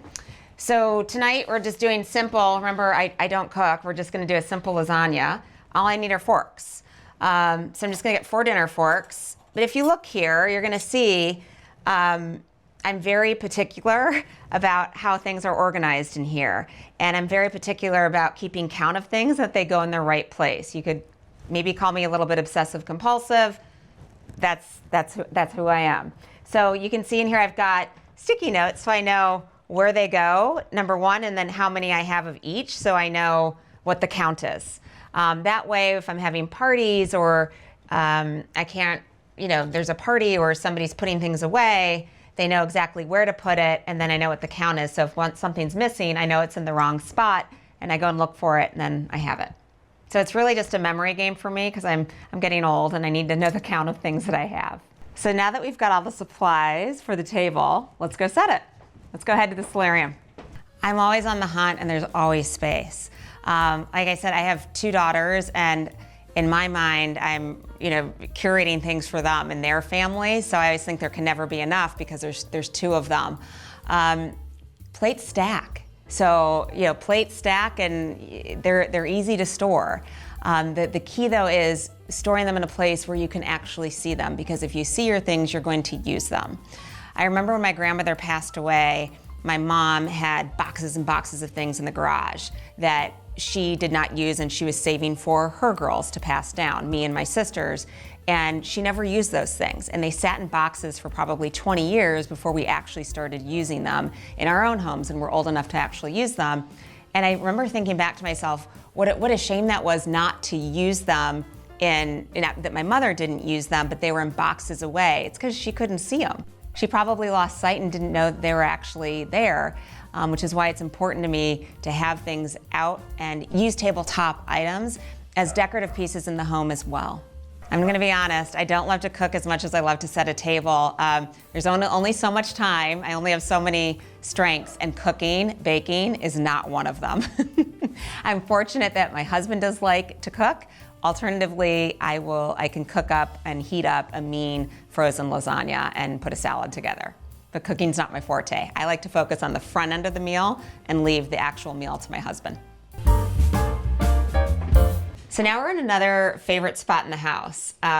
One, there's snacks in here, and it's where we keep our food, but it's also where I keep some seasonal ceramics and other things that I use for entertaining.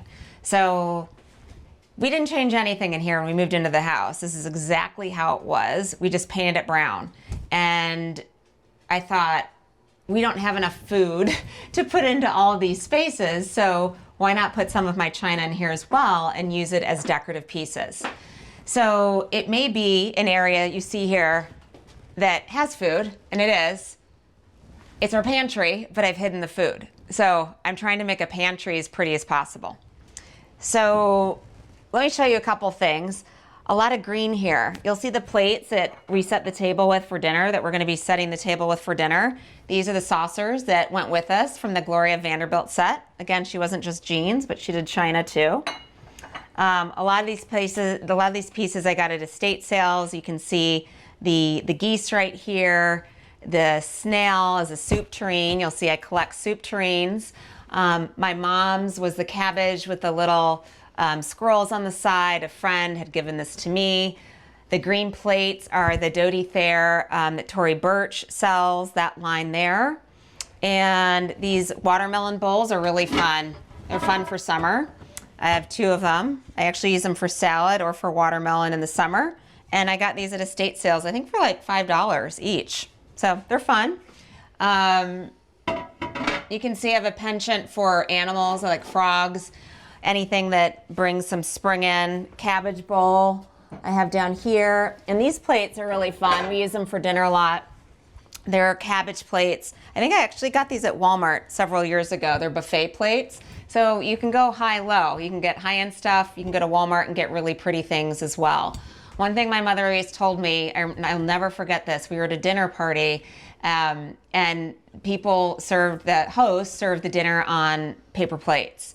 And my mom had said to me, do me a favor, do not ever serve guests on a paper plate. You can go to Walmart, you can get a plate that costs 50 cents or whatever that is, probably cheaper than the cost of what a paper plate would be. You're helping the environment and you can reuse it again. Do not use paper plates. It shows your guests that you're not caring about them.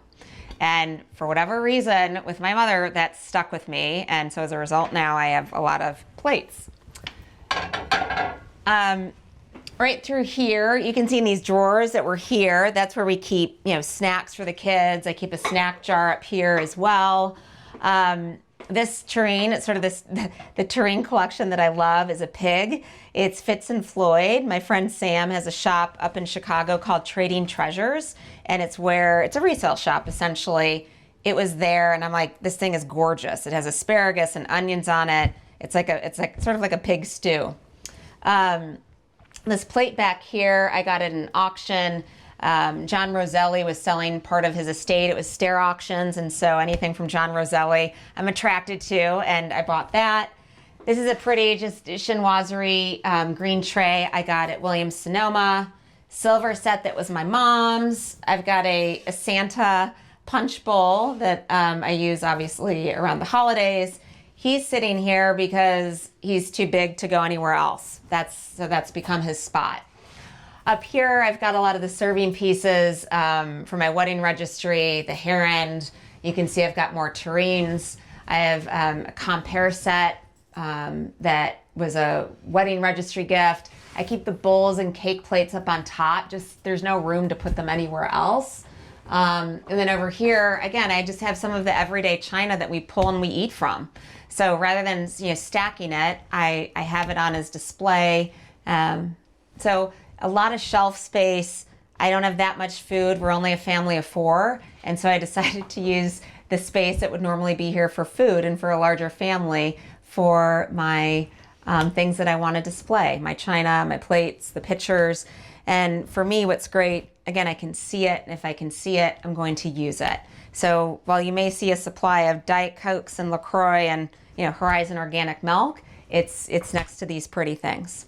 There's a lot of favorite pieces that I have in the closet, but one of them up here is, probably you can see it, it's a Mary Hadley pitcher with a pig. It's behind there.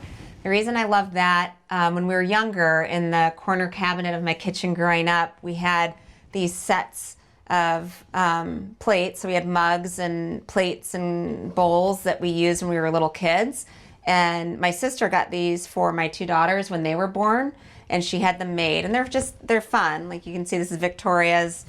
It's a frog on this side with her name on this side. And then at the base, at the bottom of the cup, it says Ribbit.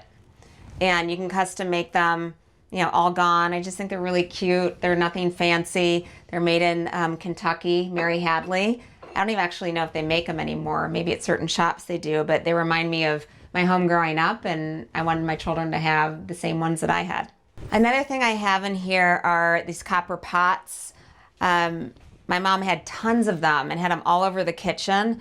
Again, you can see these ones are in really good condition because they're not getting a lot of use for me because I don't love to cook, but they're out here on display because I think they're pretty and they remind me of my home growing up, and so it gives me comfort in seeing those things in my home today. A couple my other favorite things in here that I love. Clearly, I love hair end. I love anything hair end, and I think you can use it for anything. And you'll see how we use a couple of the pieces on the table that we're going to set. You can put candy in here. It doesn't just have to be, formally this is for sugar, for a tea set. I'm not having tea very often and serving formal tea and putting sugar in here. You can put paper clips in here. You can put candy in here. Really decorate any table with the things that you love. So this compare set, my mother, when I was getting married, she said you need to have a compare set and register for it. It's an old French pottery company, really, really beautiful. And there's different patterns. There's blue and there's yellows. And so I initially got this tea set, and you can see the tray behind it.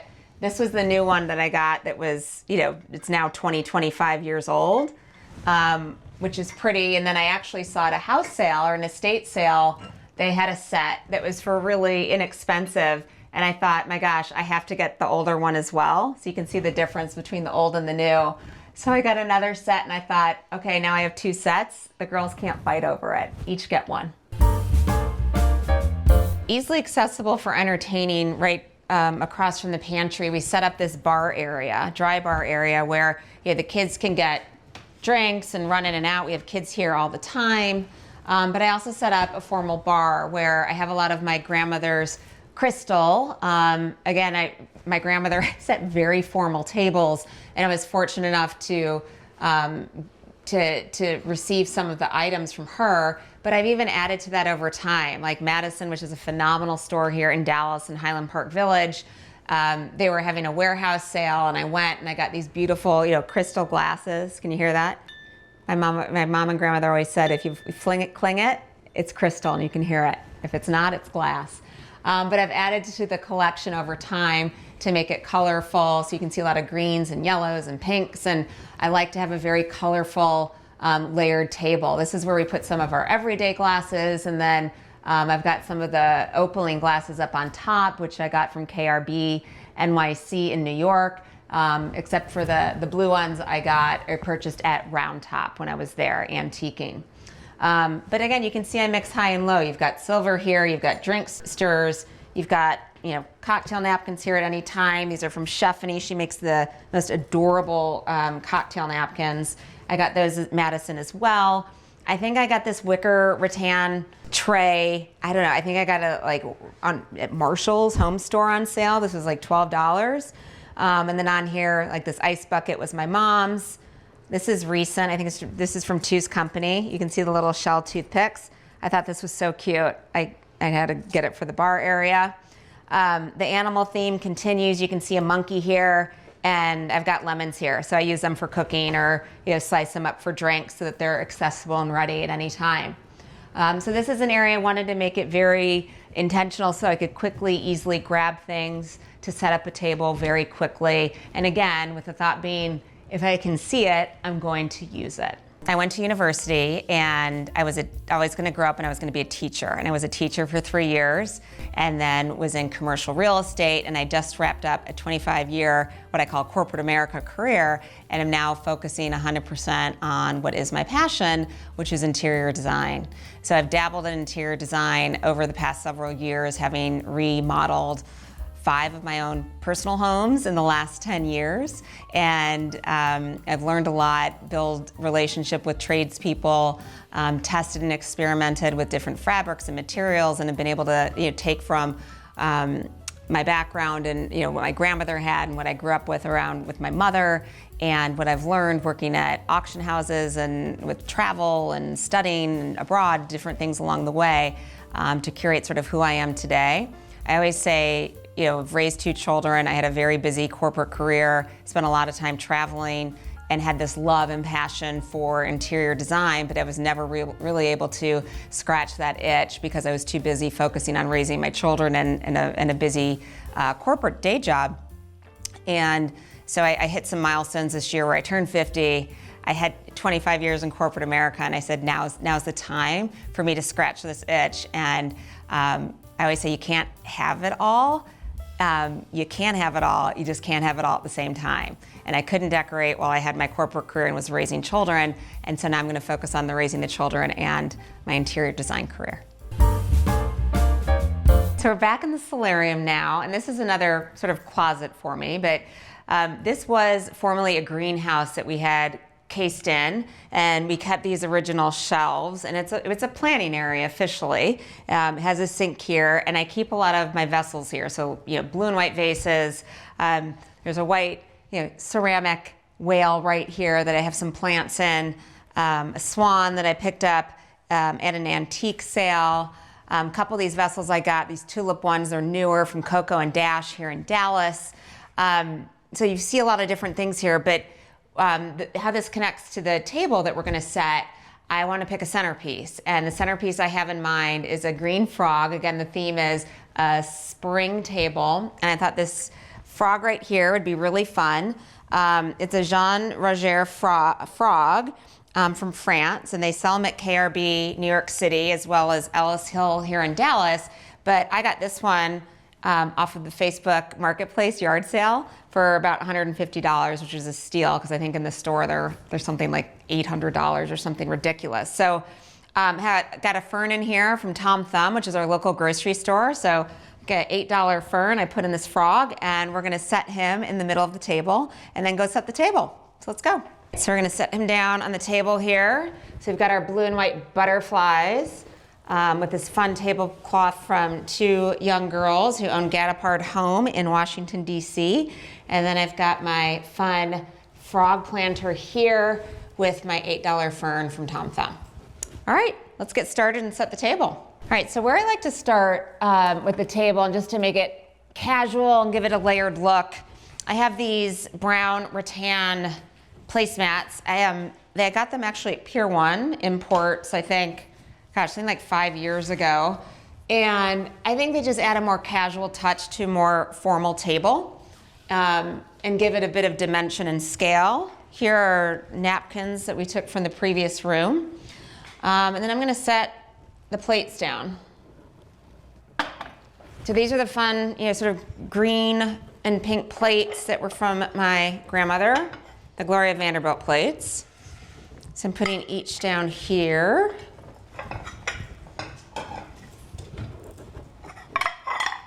And just stacking it, the dinner plate and then the dessert plate on top of each other. All right, so we're gonna take our napkins from Marigold Home. Usually what I do is just take the napkin, fold it in back here, just sort of like this to give it an elevated look. I put it under the plate, and whatever's showing, if it's the monogram or whatever imprint, I'll put it down like that, squeeze it under the table so it makes it tight, and it's good to go. And it just makes it a little bit different, so you don't always have the napkin sitting right next to the plate, but makes it, gives it an elevated look for what is a casual dinner. I'll take this one, again, just fold it over really easily here. It's gonna get taken, thrown out anyway or cleaned up anyway, so where it creases, it doesn't matter. I am not particular about that at all. Then I'll get my forks. Let's see. And I also got, for the drinks, we're gonna do some coasters from Cheffany. I love them, I think they're fun. And I think they add they tie in with the plates. This cabbage here, very springy, it adds in another color and dimension to the table. And then the forks, the silver I just put on the outside. My rules for setting the table, there really aren't any. Anything goes. Have fun with it. So you can mix and match color patterns. This is green and pink, this is blue and white. It's okay to do that. And that's part of the curated collection that I have. You wanna layer the things that you have from different pieces, from different sets to make it more dynamic, make it more of a centerpiece, and actually make it part of a conversation of the table. The table should be part of the party in my mind, and it's just as much an item that you can decorate just as much as a room. So some of the rules I have, again, we're just doing a simple dinner. It's salad and lasagna, one fork, very easy. Here's my rule. The silverware that goes on the table should only be silverware that's going to actually be used for the meal. Don't put anything extra out. And if you're ever in doubt, like what are the rules? Are there any rules? Just go on the internet and say, where should the salad fork go? Where should the soup spoon go? There are lots of different examples out there today that show you a visual of where everything should go if you do have multiple pieces of silverware that you need to put on the table if it's a big meal. I'm lucky enough with this where it's just the fork. So next I got the salt and pepper shakers, the frogs. They sort of go with Mr. Frog over here, right? So again, keeping with the theme of spring. And again, these were vintage. I got them at an estate sale from down the street. One thing that's special for us in my family and something I collect with my girls, and we are doing a special spring dinner because my daughter's going back to college tomorrow after she's been off on spring break. We collect these baccarat butterflies. They're pretty. They come in different colors, and I gave one to her for her high school graduation, and since have been gifting them to her, whether it's like a birthday or Christmas. And so I'm putting them out as sort of like a place card holder, although we're not going to use them because there's just 4 of us. We don't need place cards, but I like to put it at the head of the setting so it delineates that's where somebody is actually sitting at the table, so that they have a little, butterfly to be with them. Next are the glasses. I'm going to put those around. I'm going to put them on the little cabbage. Just again, it gives it some dimension. So blue glass really pops with the contrasting green cabbage below it. And then I'm going to take the little mockingbird glasses with the straws that we got in the other room, the glass ones, and put that as like the mocktail, right, that we're going to have for dinner tonight. We are not a big dessert family. We are more of like a finger food for dessert. We like sweets, we like sugar. So I got some chocolate eggs for, again, I thought they were springtime and pretty from Trader Joe's. And then also from Trader Joe's, I got some just chocolate brownies, which we like to eat. They're bite size. And again, this is another thing I got, it's an asparagus, but I use it as like a little, a place to hold brownies. It's a fun little surprise for the table. And it looks really pretty on the table. Looks like part of the table setting, but you'd think, what is it? And then you get the surprise of dessert in there. So that's gonna go in there. Then another special thing that I like to have at the place setting for us when we are having a special dinner, my daughters and I, we collect heron. I actually have been collecting it since I've been young, and I like to give one piece to my daughter as I find something throughout the year. And so I'm gonna put these around at the table heads, which somewhat delineates where they're going to sit tonight. So there's a purple one, Purple Bunny, who is the cheerleader, and my youngest daughter will get that one. So she's gonna go here, and I put it next to the butterfly. This is my oldest, Victoria's, the pink bunny. She collects the pink herons. I'm gonna put that one there with the balloons. And I'm gonna give myself the pink bunny. And then my husband, he'll get a blue one. He'll get the blue frog holding the underneath the lily pad right there. So again, I like to add things that we collect. I like to put it on the table as decoration and really use it. So it's not just sitting on the shelves in the house, but also taking the shelves and bringing them to the table to make it really like another room. I'm gonna put that over here. I'm gonna pour some of so you can see it. You can see how these mockingbird glasses look when they have a drink in them. I'm gonna pour just pink lemonade. That's a little mocktail. So I'm gonna fill that up so it's ready to go. And then you can see how pretty they look when they're actually filled up with a drink. And you just put the straw in there. So what was, just a simple round table started with a fairly blank slate with the blue and white tablecloth. Really quickly, you can elevate the look and use different things, whether it's something that's been passed down, something I've gotten at an antique store, at a house sale, an estate sale, at auction, or that I've purchased retail. You can mix it all together. They're really, in my mind, there are no rules. You should have fun with it and have a table that's really layered and curated and colorful. And spring tables are definitely my favorite tables to curate because you can have so many different layers of these pastel colors, which I just love. And again, no rules here. Asparagus goes with the butterfly, which goes with the bunny, which goes with the frog, which goes with the $8 fern from Trader Joe's. The piece of silver that I'm going to use for the table, which again is a little bit more formal, this was passed down to me and was my grandmother's. I don't have a lot of meals where we have a need for a gravy boat. And so what I've done is repurposed what was the typical gravy boat and put the chocolate eggs in them so that we can bring what is a more formal piece to the table without actually using it for what its original use was supposed to be. So I think it's pretty, it's a shell, goes with the theme, and is colorful. So before my daughter heads back to school, she's having some friends over and some younger friends too for my younger daughter. And because it's spring, I always like to, again, set a table, make it pretty, even if it's just the pool table and getting drinks and snacks for the kids. So you can see on the table, I've got some drinks. We have more Cheffany napkins, which we love, jelly beans, and I use some of the little silver trinket dishes that were in the closet. Even with just, ice cream is gonna melt, so Trader Joe's ice cream cones with just the chocolate in here so that they get an experience of being at the pool. Yes, I have a younger one who uses the Barbie boat. Wheezy towels, I think, are fun, sunscreen, and then just some great pieces here from my favorite in Florida, Palm Beach Regency. They've got great sort of like whimsical animal ceramics that I always try and pick up when I'm down there visiting. And then these pink chairs, which were in my mother's house. So chairs, they were actually game chairs, and I leave them in here because this pink ostrich fabric is vinyl, and so it can get a little bit wet. So it adds a little bit of fun in this room. And then locally here, I always, again, like to support women-owned businesses, and my friend Caitlin Wilson has a store here in Dallas and has some really pretty, fun blue and white pillows and always incorporates bows and fun things into her decor and in her store. So pillows are a great way to change up a space in a room. They go with the towels, and so we've got some bow pillows that we've got in the pool house today for the swimming.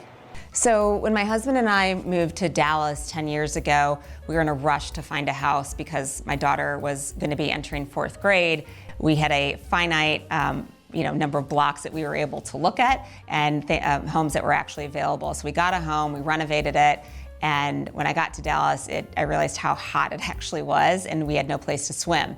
And the house that we got, the lot, was too small to put a pool. So I was on a walk, and 2 blocks away, I saw this house that needed to be renovated again, but it had a pool. It was an open house, and I just walked in, went through the house. It was being sold for lot value, and the house was just beautiful. It's a 1934 home that our architect was George Marble, and 2 families had lived in it over 80 years. And so I walked around, thought, it does need a lot of work, but I think I can do it. I think I'm up for the job. And so we bought the house, and my husband said to me, this is your decision. I think he knew, because I thought I'd have a breakdown remodeling this one and working, but we did it and we love it. It's bright, it's airy, and I think we've made it our own, and we brought it to today's living so that any family could live in it. When I'd purchased it 5 years ago, it was really sold and being marketed as a tear-down house. And when I walked by and saw it, the exterior, I thought, the neighborhood cannot lose this home. It's just too pretty. And so I wanted to pour my love and passion into restoring and maintaining this home. And it really has become a loving home for us. Hi, Homeworthy. I'm Amy. Welcome to Arbol Manor.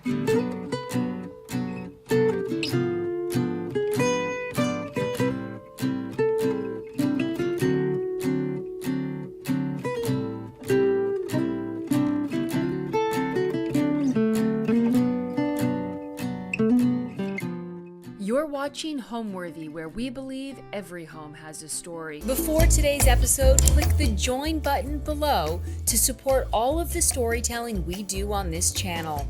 Our growing community of members help to directly fund more videos so we can capture these extraordinary homes from around the world. So join today to receive early and exclusive access to new Homeworthy videos. Scan the QR code to subscribe to our new channel, Wedding Worthy, where we celebrate amazing couples and the love stories behind their perfect day. Hi, you guys. I'm Amy Havins. I'm a content creator, and you're at my house in Dallas, Texas. After an extremely long 18-month renovation, we are now finally in our house, and we have been here for 8 months. In the summer of 2020, my husband and I drove by this home, and we just felt like we needed to live here. We'd never walked through it. There were no photos of it online. There was just something about this house that we were just drawn to. So in the fall of 2020, I actually hand wrote a note to this lady who lived here, and I put our family photo in it, and I said, there's something about your home, we love it. If you ever want to sell it, we would be interested in looking at it and buying it. Always include a family photo. Whenever we first walked through the house, it was a little scary, but I knew the bones were so good. I walked in the home and I saw the dental molding and I was like, this is it. You had me at the dental molding. That's a real story, because I thought it was so charming and pretty, and it felt like an old English manor, and I just had to get my hands on it and start this project. Welcome to the foyer. This, as I've mentioned, this has been a full-scale project, and the one thing I've been adamant about the entire time is the floors. I have always wanted a black and white marble checkered floor. The Ralph Lauren store in Highland Park Village, they used to have a black and white checkered floor, and I was like, there's going to be a house one day where I can do this on my own.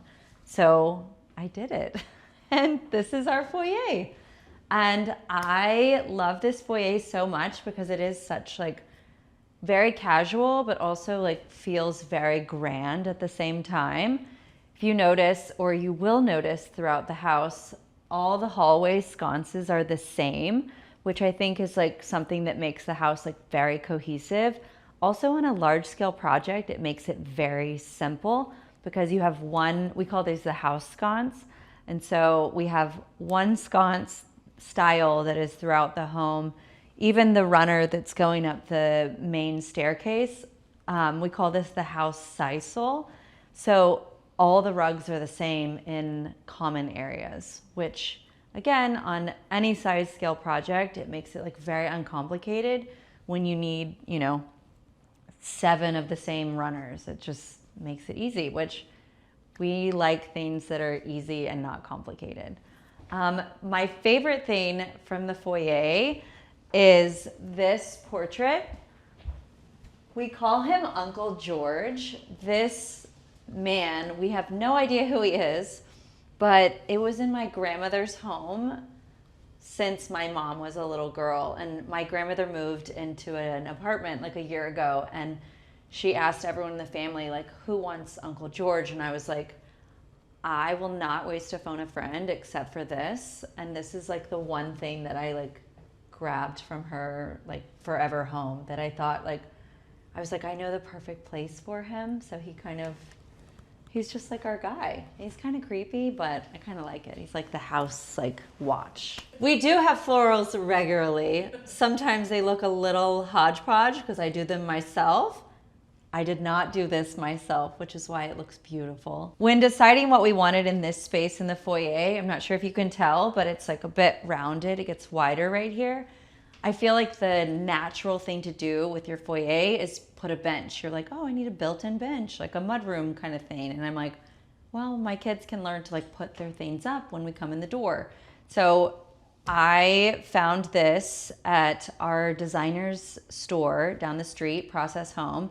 I just thought like a marble pedestal felt like grand, but you can also do so much with it because, I don't know, we could eventually maybe get like a pretty sculpture, or we can stack books, or we can do florals. Like there's so much you can do with a pedestal, which low key, I guess I'm a pedestal person now. I had no idea that they were such a thing. This chair, I actually have 6 of them. So I've got one here, we've got one in the office, and we've got 4 in another room that you'll see eventually. You guys, Etsy is amazing. You can find the most beautiful treasures on Etsy. I had no idea until we started this house project, but I'm searching like vintage or antique King Louis French chairs. Sure enough, there's a dealer on Etsy straight from France that has the perfect chair. Shipping did take a bit of a minute, but I mean, whatever. It's worth it. Look at this beautiful antique. I'm an antiquer now. I think the house made me an antiquer. So when you first come in the house, this is the first thing that you actually see, which it's very simple. It's actually a place where my husband and I put our car keys because it's easy to like grab the keys and run out the door. Also, this is like my favorite thing. We have this little, like, again, Etsy antique bucket, and we put house slippers in it. So, there's a lot of people in and out of the house, and if someone wants to like feel like more casual, they can grab a pair of house slippers, and just feel comfortable in our house, which is always the goal. We want everyone to feel comfortable. Okay, you probably heard me mention Arbol Manor, which is the name of our house. My husband and I love to name and brand all of our houses. So you'll see in a little bit the backyard, but it's beautiful. And there are so many trees, arbols. So our favorite restaurant in Cabo is at Las Ventanas, and it's called Arbol. And we love to like make a play on words with a favorite place that my husband and I enjoy, and then something that makes sense in Dallas. So we also have these little, which will make sense, this little umbrella holder. I'll show you the Arbol branding. So we've got the little Arbol logo that our graphic designer made for us. Kind of like little like spots throughout the house. We've got them on matchbooks, we put them on robes, we put them on guest towels, we put them on styrofoam roadie cups, we put them on linens, literally everything. It's silly, but it's kind of fun to do because it's another way my husband and I get to be creative together. I would say the short version of my career path was in 2011, I started a wardrobe consulting company, and I would go into people's homes and I would clean out their closets and I would organize things for them. I would go shopping, and the guys who built my original website, they suggested that I add a tab to my website called a blog. And this was when blogging was kind of new and not my vibe at all. I actually laughed at them and I was like, oh yeah, right. Like, I'm gonna post photos of myself on the internet. Like, how embarrassing. One day I'm gonna be driving through the carpool line and, you know, be mortified that there's all these photos out there. Well, fast forward to 2024, and the joke's on me because there are a lot of photos of me that are silly and hopefully inspiring, but on the internet. And so the wardrobe consulting business turned into a full-time blog. And that's what I do now. I create content and I share bits and pieces of my life along the way. I share my family, my home, occasionally like what's for dinner, if I cook, which is rare, and just all different aspects of my life. Oh, and I actually do share clothing. That's like the main thing, but somehow everyone else along the way has been showcased as well. This is our formal living room. My husband and I use this room actually quite a bit. Whenever guests first arrive, we normally just kind of like hang out in here. It's just another place to like have great conversation. I love this room because this was the first room that I fell in love with in the house, because you can see the dental molding, which is original to the home, and also this fireplace.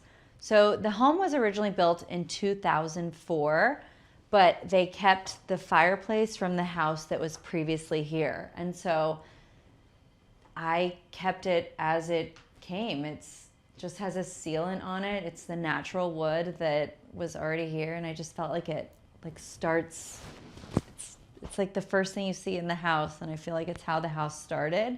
So I wanted to keep it here. One really cool thing that my husband and I did with this house is we added trim throughout. So yes, the dental molding was here, but the trim that is on the ceiling and like on all the walls, we added. We felt like it added like another layer, which I think is like what makes this house so special. Another like really fun thing that I think people are not sure about or they don't really know how to do is create like a mirror. So mirrors are a dime a dozen online. You can find them anywhere, but also they're so hard to find, like if you need that perfect mirror. So we worked with a glass company and we actually got to draw out this mirror, and it's now the first thing you see above the fireplace when you walk in the house. I even ordered these little, again, Etsy, these little medallion pieces just to add like a little extra detail, which I think makes it like kind of special. It's like art projects, but as an adult. So it's really fun. As I've mentioned probably 100 times so far, is we love to keep a home cohesive. I feel like it just brings everything together and it makes the home make sense. Kind of like when you're in a hotel, like you don't know why it feels so good, but then you realize if you really think about it, everything goes together and flows. So when picking these sconces for the formal living room, we wanted like a little bit of sparkle because this room overlooks or talks to the dining room, and the dining room, I actually picked these sconces before I found the dining room light fixture, but in my head I knew that I wanted like a big crystally, like sparkly dining room fixture. The house called for it. Okay, one of my favorite things in this room is this book. This book was a gift from my grandmother for Christmas, maybe like 4 years ago. It's Annie Leibowitz's Taschen book. And what's so cool about it is it truly is a piece of art. And so it's so special, they recommend that you wear gloves to turn the pages so you don't get the oils of your hands on the pages. But we love this book so much because, like I said, it is art. There's a lot of naked people in this one.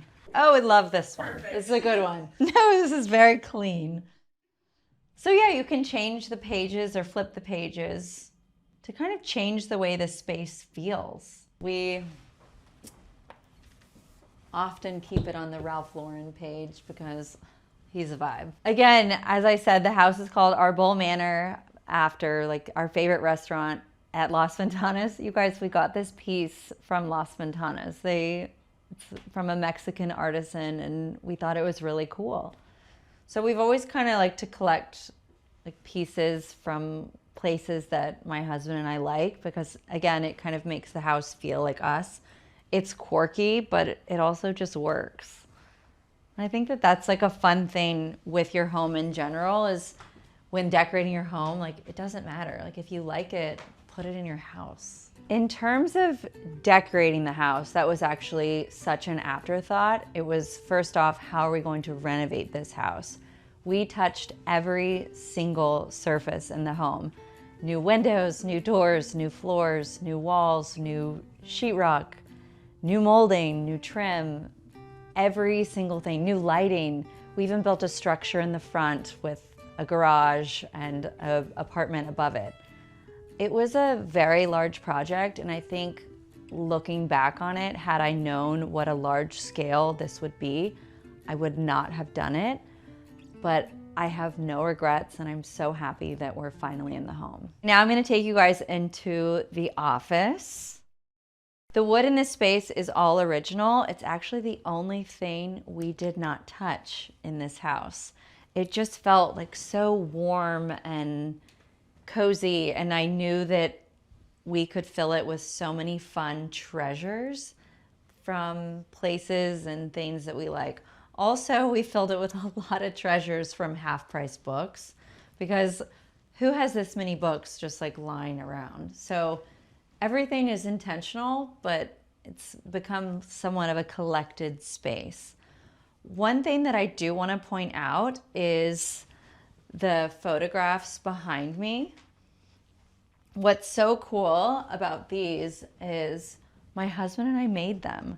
When our little boy was about to be born, we really wanted some car art for his room. I feel like they're a dime a dozen online and they don't feel very personable.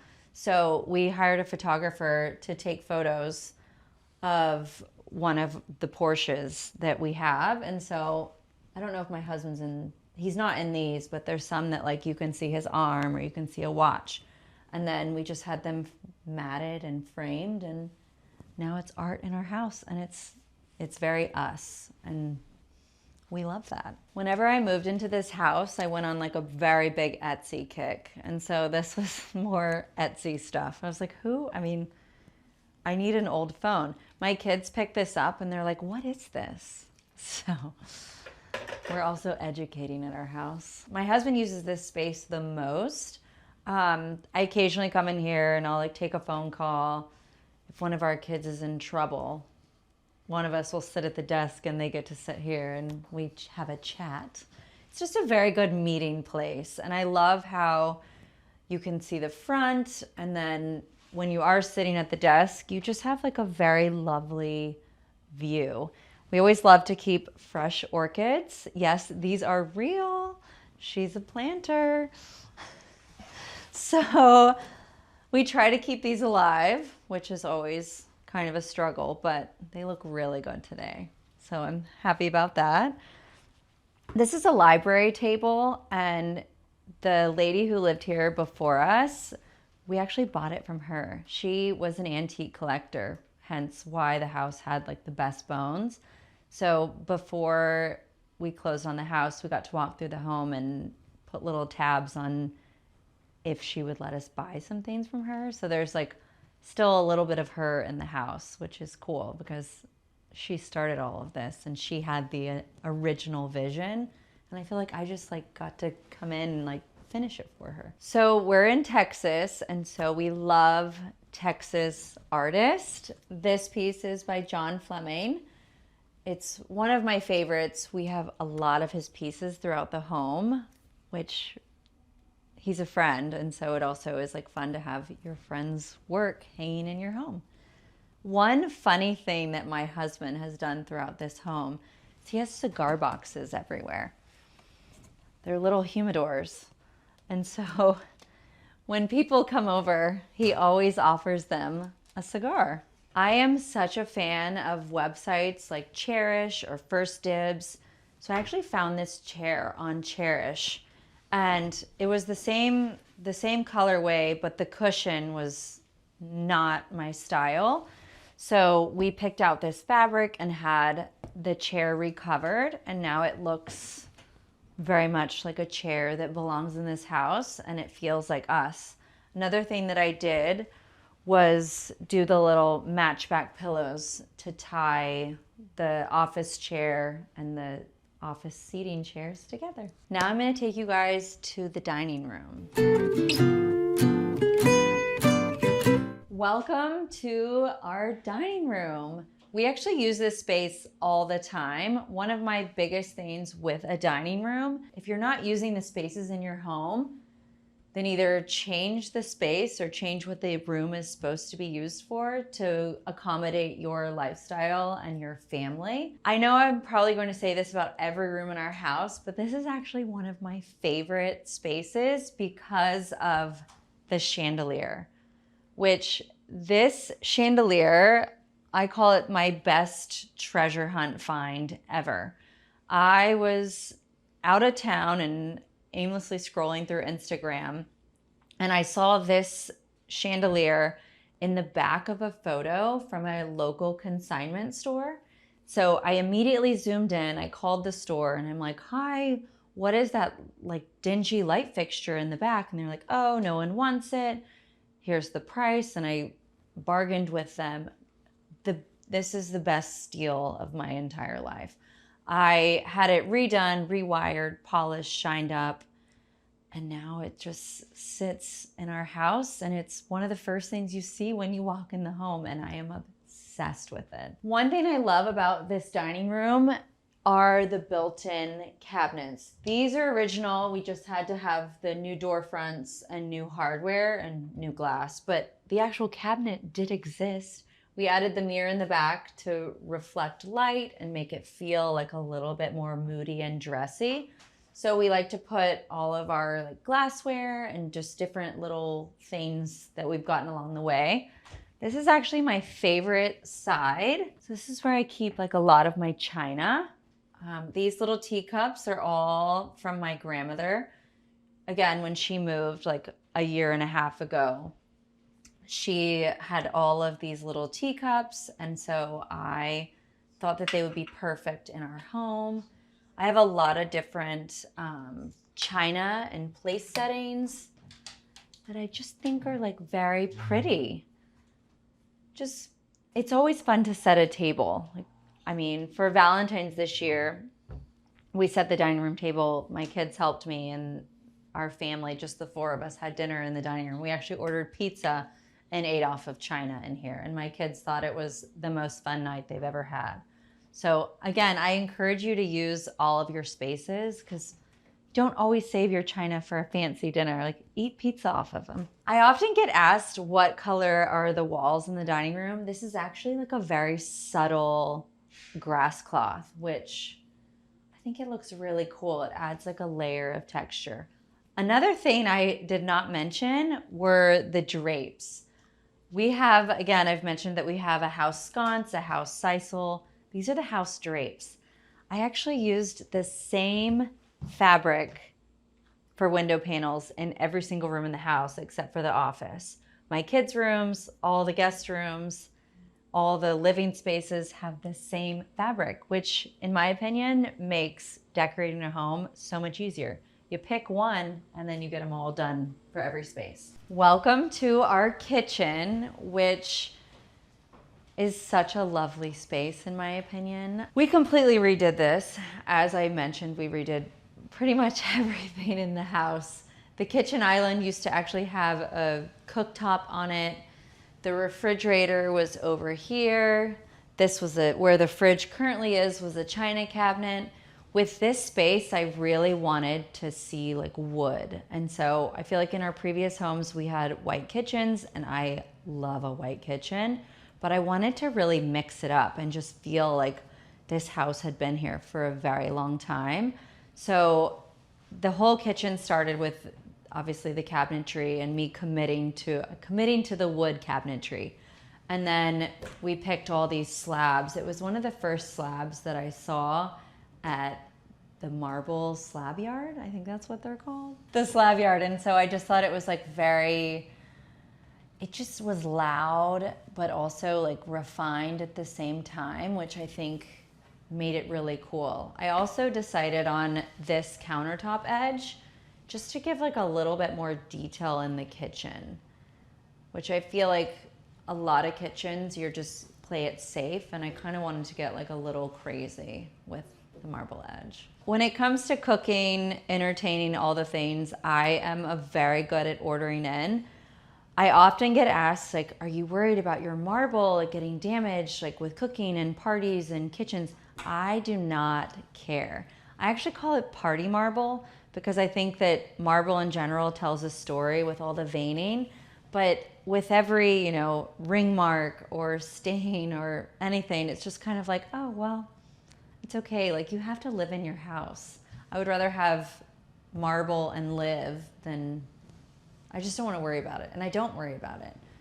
Also, we did a honed marble, which I think does help cover up a lot of like the stains if you are worried about that. So with this kitchen, I knew that I'd already committed to doing the wood grain or the white oak wood, but I also wanted a lot of like gold and brass. I just think it's very timeless.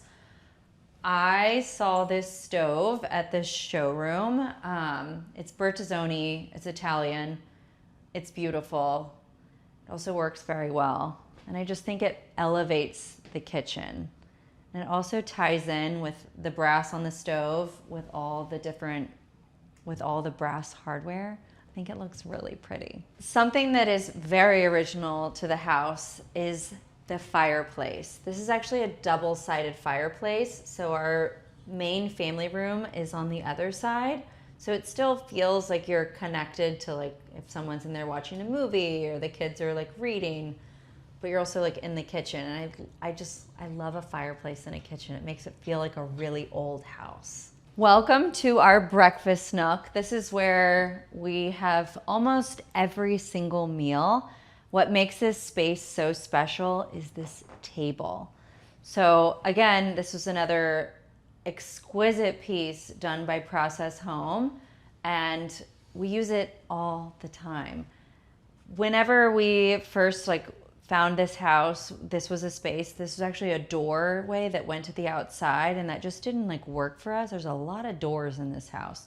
And if you have little kids, you really don't want that many doors. It's more places for them to escape.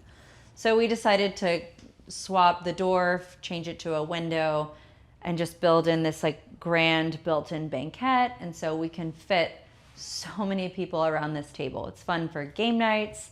It's fun for casual dinners. Last Thanksgiving, we actually ate in here. We set the table and had friends and family over, had it catered, and it was truly the most perfect first Thanksgiving in this house because I didn't have to cook and we had the football game on and it just felt like very casual and very fun. From the breakfast nook, we'll go into the main family room, which we actually opened up this wall to make the main family room feel more, have a better flow with the kitchen and the breakfast nook. So this is where we watch movies, football games, all the things, and where I feel like one of our most used spaces in the house. I'm going to say that about every space because we really do use all the spaces. This is the other side to the double-sided fireplace. Fireplace is actually original, which I think it's really cool. I wanted to keep a lot of the original things that the previous owner had done because I feel like her taste was just so cool. Something we did add to this room, on the first floor, we added all the trim on the ceilings, we added the sconces, and we added everything to the room or to the house, but I just feel like those things make the room feel more warm. And I feel like sconce lighting is probably the most underrated thing you can do for your home. It just makes everything feel like very cozy and really lovely, especially at night with like a soft light. So yeah, we wanted in this space, we wanted a big sectional where we can cram like a bunch of family and kids and everything or everyone on this like couch. And so we are here all the time. Okay, I'm gonna show you guys this piece. I think it's so cool. We do have a playroom on the 3rd floor, but my kids don't always wanna go up 2 flights of stairs. So we have some toys and games and some of their favorite things stored away in here. So again, kids do live here, but you'll never be able to tell because of all the like organization that I've gotten to do throughout the house. So these built-ins, this built-in reading nook, and then these built-in shelves are original to the house. We had everything, you know, painted and refinished, which another thing I didn't mention, we do have a house paint. So the only color paint that we use in the home is White Dove. And so it just makes it very uncomplicated. My kids often like sit here and they cozy up and read a book. My daughter hides her treasures in these little drawers. So yeah, it's just like a fun little corners in our house. And I love like all the family photos. You know, we do live here and it just makes it like very cozy. And my kids always like to see pictures of when they were little or fun family things that we've done together. So one thing about my husband and I is we love a project and we love doing projects together. This is actually our 4th home renovation. This is the largest scale project we've ever done. We've renovated a few homes in Dallas.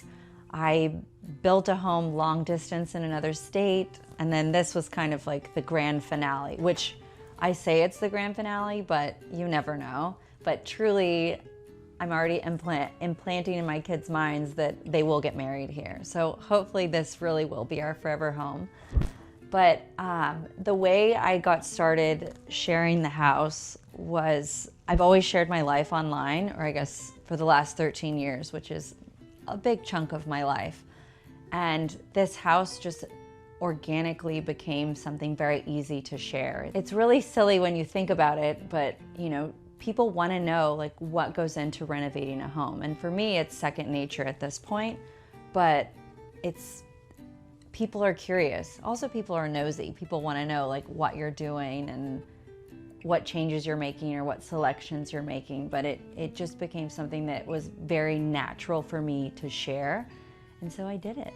I've shared majority of it, the highs and the lows of this project. Everything from, you know, finding like a beautiful light fixture at a consignment store, or install days, or when wallpaper goes up, to, I call those the highs of the project. And then the lows of the project would be, you know, the company, the landscape architects putting the pool in the wrong place and the pool had to be demoed and moved. And it's just been quite a journey. So I've showed you guys the main family room. I'm gonna show you the fun adult room, AKA the green room. So come with me.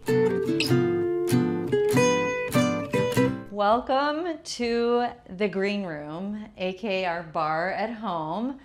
Like I've mentioned, we love to name a space. And so my husband named this space the green room for very obvious reasons.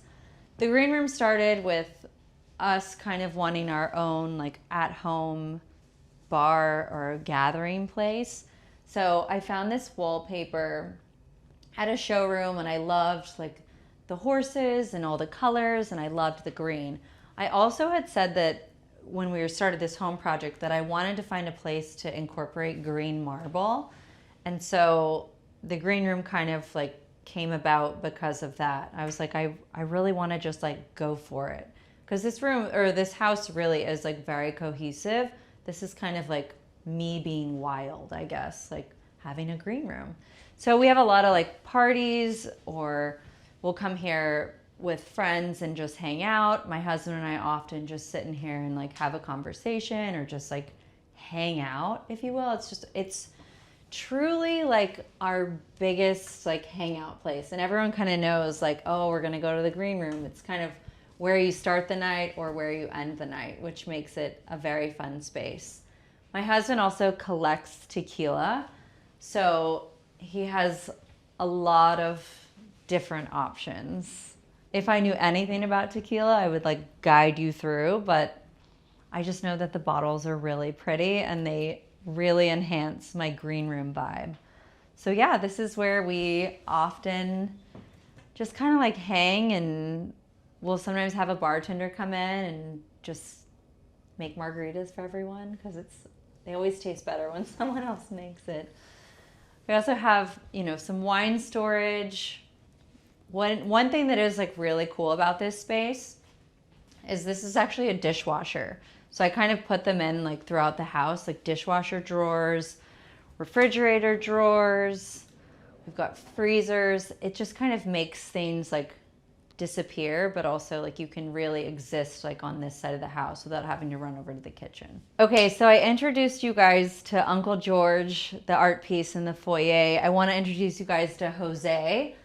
This is a piece my husband and I bought, I believe in 2011 when we had just gotten married. It was $75 at a local consignment store.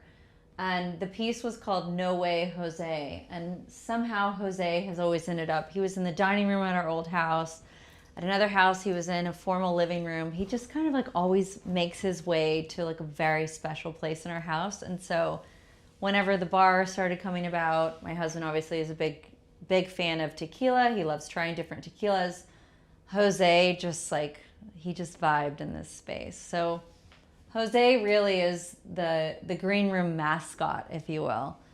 So yeah, we love Jose and we love the art. I want to show you guys these little styros. I think they're so cute. It's the green room. It's a little play on the Beverly Hills Hotel font. We love doing that. One more thing I want to show you. Like I said, the house is called Arbol Manor. And so for like cocktail hours and all the things, we had these pretty glasses sketched with the house logo and the name. It's kind of fun. Okay, as I mentioned, we have the house logo kind of everywhere, but like kind of hidden at the same time. These are kind of fun. I added to around the house. They're on bedside tables, in bathrooms, in the bar, in all the rooms around the house. These are little Arbol Manor matchboxes. So when my husband decides to like have his friends over, and again, another cigar box. They've got matches for them to light all the cigars. We should play a game. Can you spot the cigar boxes? Because they're everywhere in my house. One of my favorite restaurants is the Polo Lounge at the Beverly Hills Hotel, which when we came up with the name The Green Room, which is why we did the Beverly Hills Hotel font on the cups. So we also kind of wanted to make this room feel like a Polo Lounge, but in our house. So to make it feel very loungy, we did a built-in banquette. We've done the bistro tables.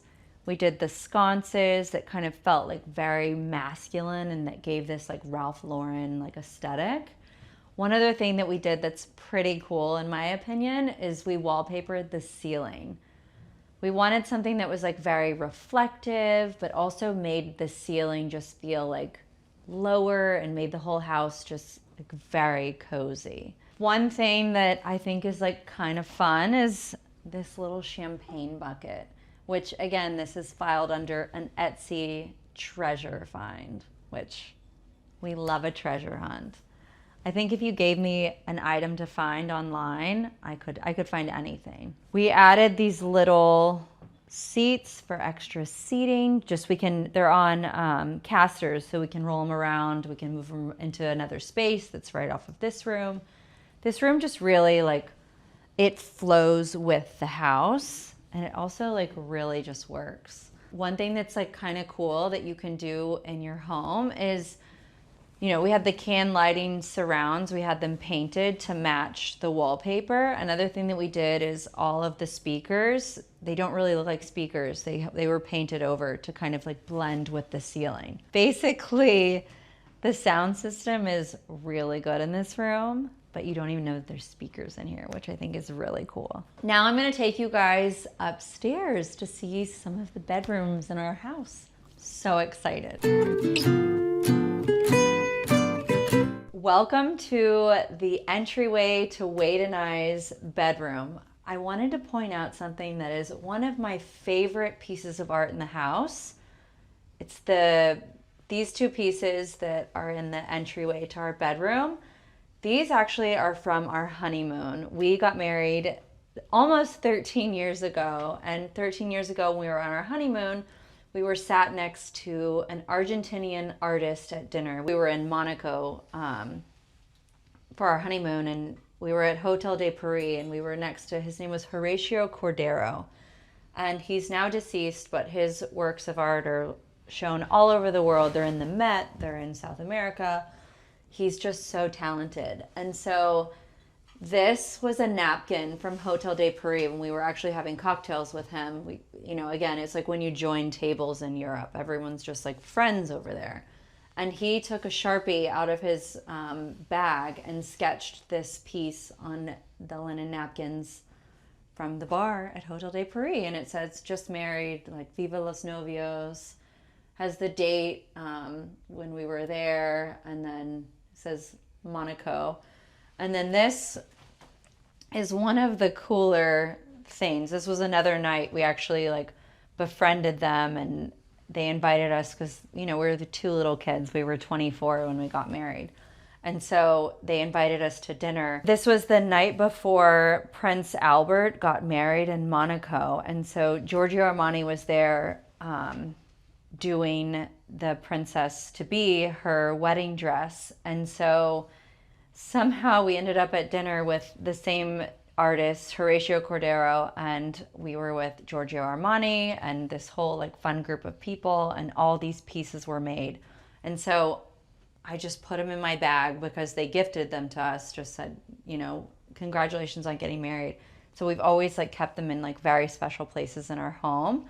And it's, again, it's art that you can do with whomever you live with or wherever you live. You can just make it yourself. Like, art doesn't have to be this like intimidating thing. It can be something as simple as a special linen napkin that you frame beautifully and you end up putting in your home. Welcome to Wade and I's bedroom. Whenever we were envisioning this space, we knew that there was so much natural light. We kind of refer to it as almost a tree house because the views are amazing.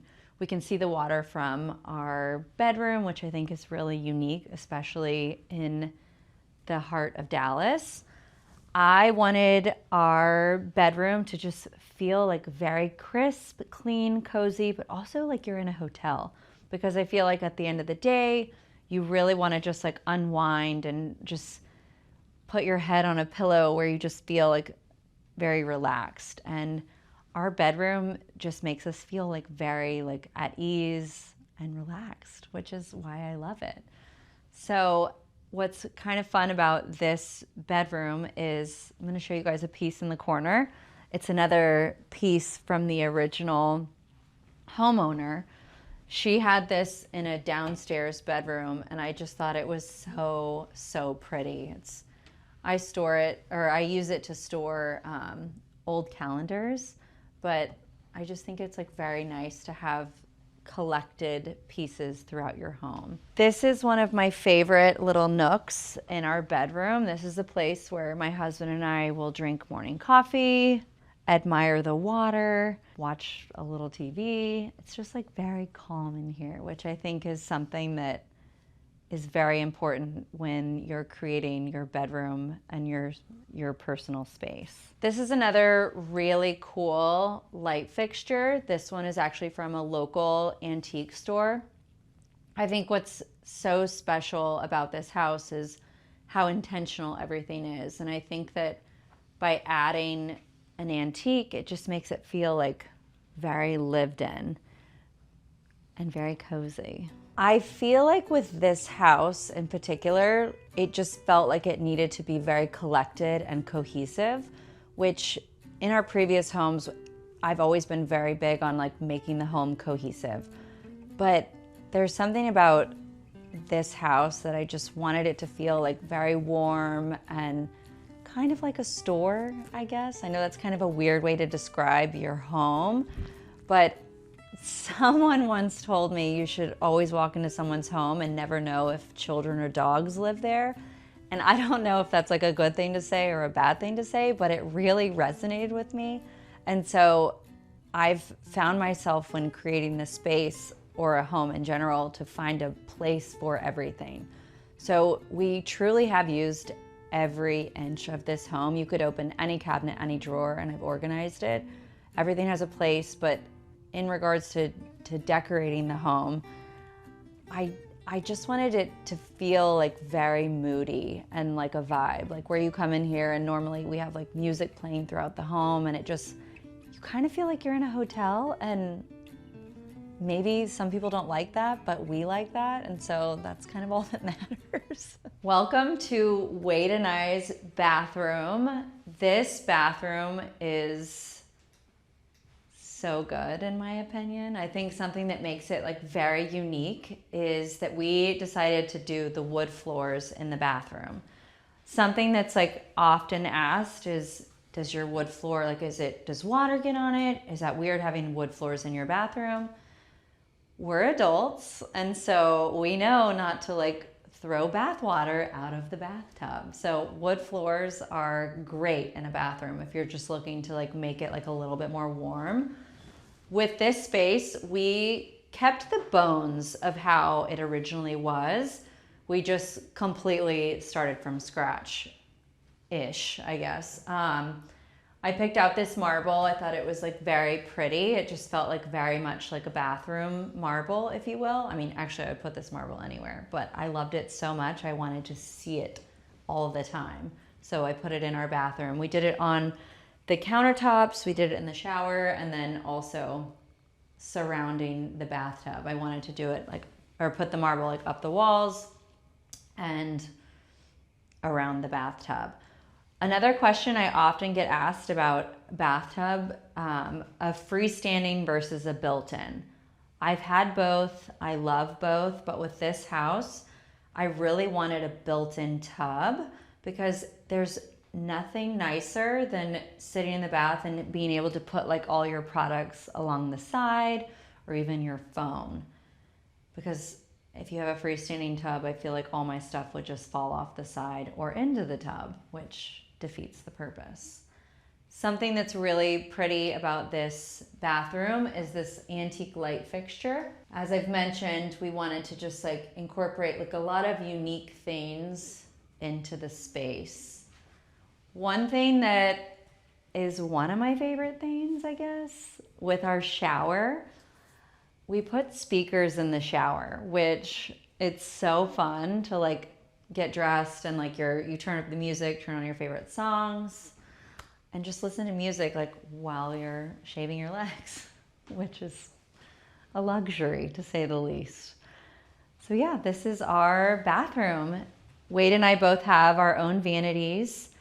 This is my side. I have the little space where I can sit on this happy little stool and do my makeup, get dressed. We love this space, and it flows like very well for us and our kids when they're in here.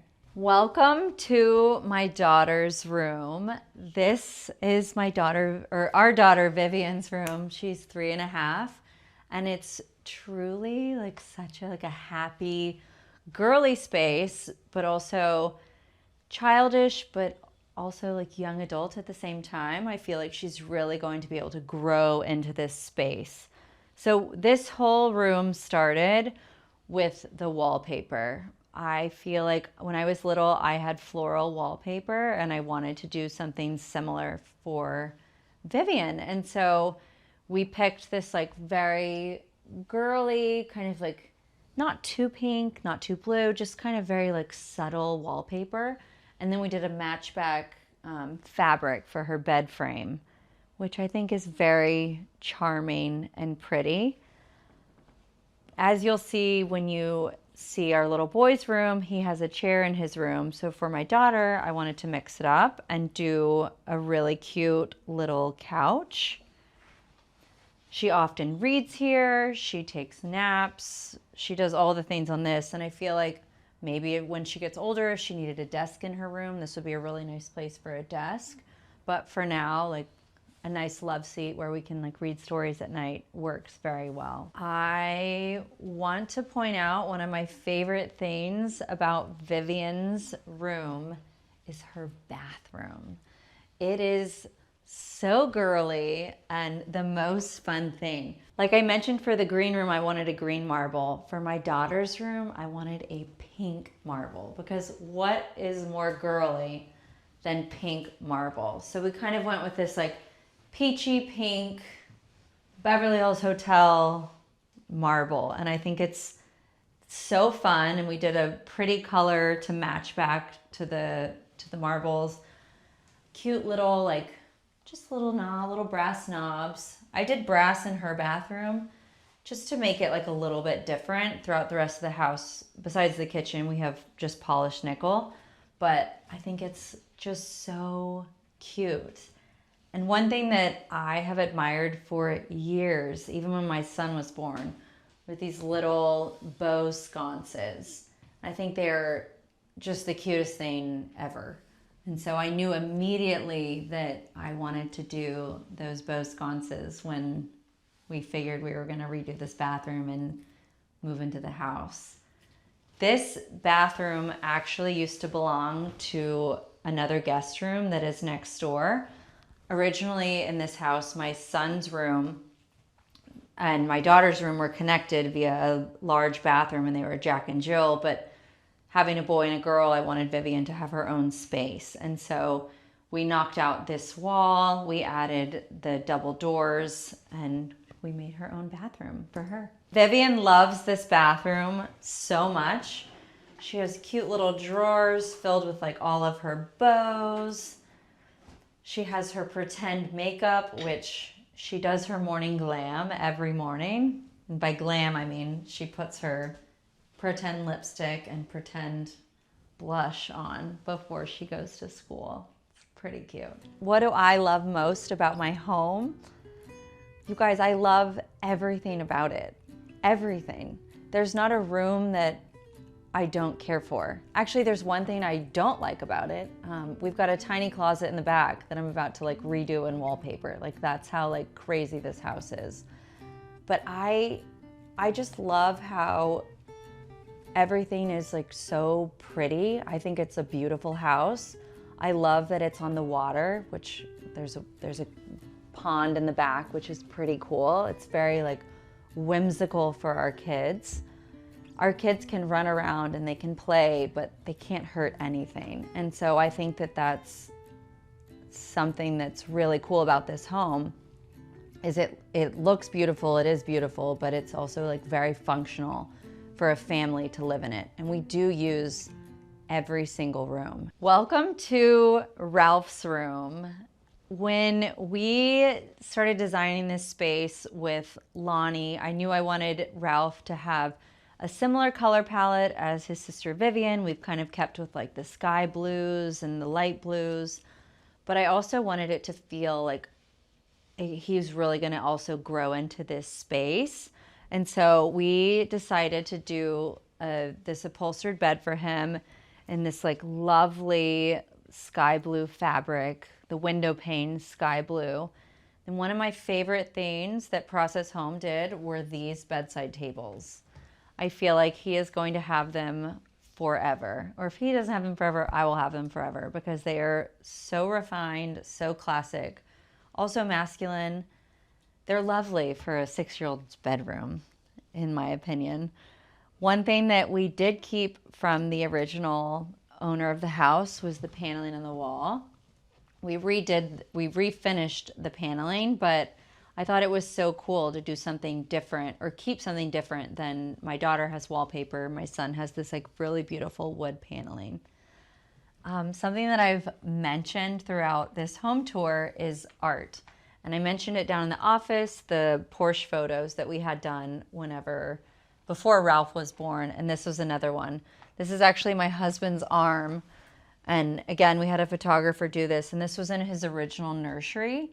And so I just think it's a really cool way to make something your own and make it feel like very personal.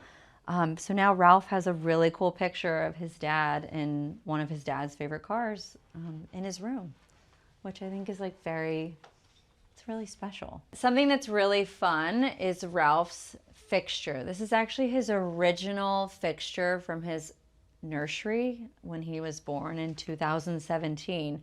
It's actually moved with us to 3 different houses. I think I get really attached to fixtures. I mean, I still have a piece of a light fixture from when I was a little girl, so maybe that's a whole nother thing that I need to dive into. But this is an antique. It was actually originally brass, and we had it sprayed or paint matched to the original like sky blue color that was in his nursery, which is something that I didn't even know you could do until, probably 6 years ago. But you can take all these like really cool light fixtures, and if the color's off or if you want it to be an actual color or the finish is off, you can change it to anything. So this was a shiny brass, and now it's a lovely sky powder blue. I just think it's really cool that you can literally paint anything or change anything with just like a little bit of time and effort. It's makes it unique. So this is the bathroom that I was talking about. It originally was a Jack and Jill, and it was a shared bathroom which connected my daughter's room and my son's room. And so we walled it off. We ended up doing like a really cool mirror so it doesn't look like it was a breeze through. But this is his bathroom. I would take this bathroom. It has so much storage, has the double sink. Something that I think is really cool is that it has a bathtub and it has a separate shower. So it really was built to function for like multiple children. But now Ralph just gets to enjoy it. So that's pretty fun. He has so many little like storage spaces that were here. I just, put my own spin on it, if you will. The wood paneling was originally like a wood, and so I had it all refinished and painted to white dove, which is the house paint. When we saw this house for the first time, we walked up to the 3rd floor and it was nothing. It was an attic. There were no walls. There was nothing. And so we knew that this was an opportunity to build out like an amazing, amazing space for our family. So of course, my husband said the number one thing that he wanted in the house was a golf simulator room. And so that's what we did. This is our golf simulator room, which surprisingly is one of our most used spaces. I think that I've said that about every space in the house, but this truly is used so much. This is also like such a brain of Lonnie Grover. He designed and made this space truly functional for our family. We wanted the golf simulator space to look very non-commercial and like an extended arm of the home. And so that's what this space is. What's so cool about it is instead of doing like the traditional black tarps that they normally put in these, we padded and did fabric on all the walls, which makes it feel like very cool and elevated. Something that I learned with this house is the size of stairwells matters. And I think that probably a lot of people deal with this. I've never had to deal with this because I've always lived in a home, but with this house going up to the 3rd floor, the stairwell was a bit tight. So this couch, or these 2 oversized chairs, were actually originally a couch.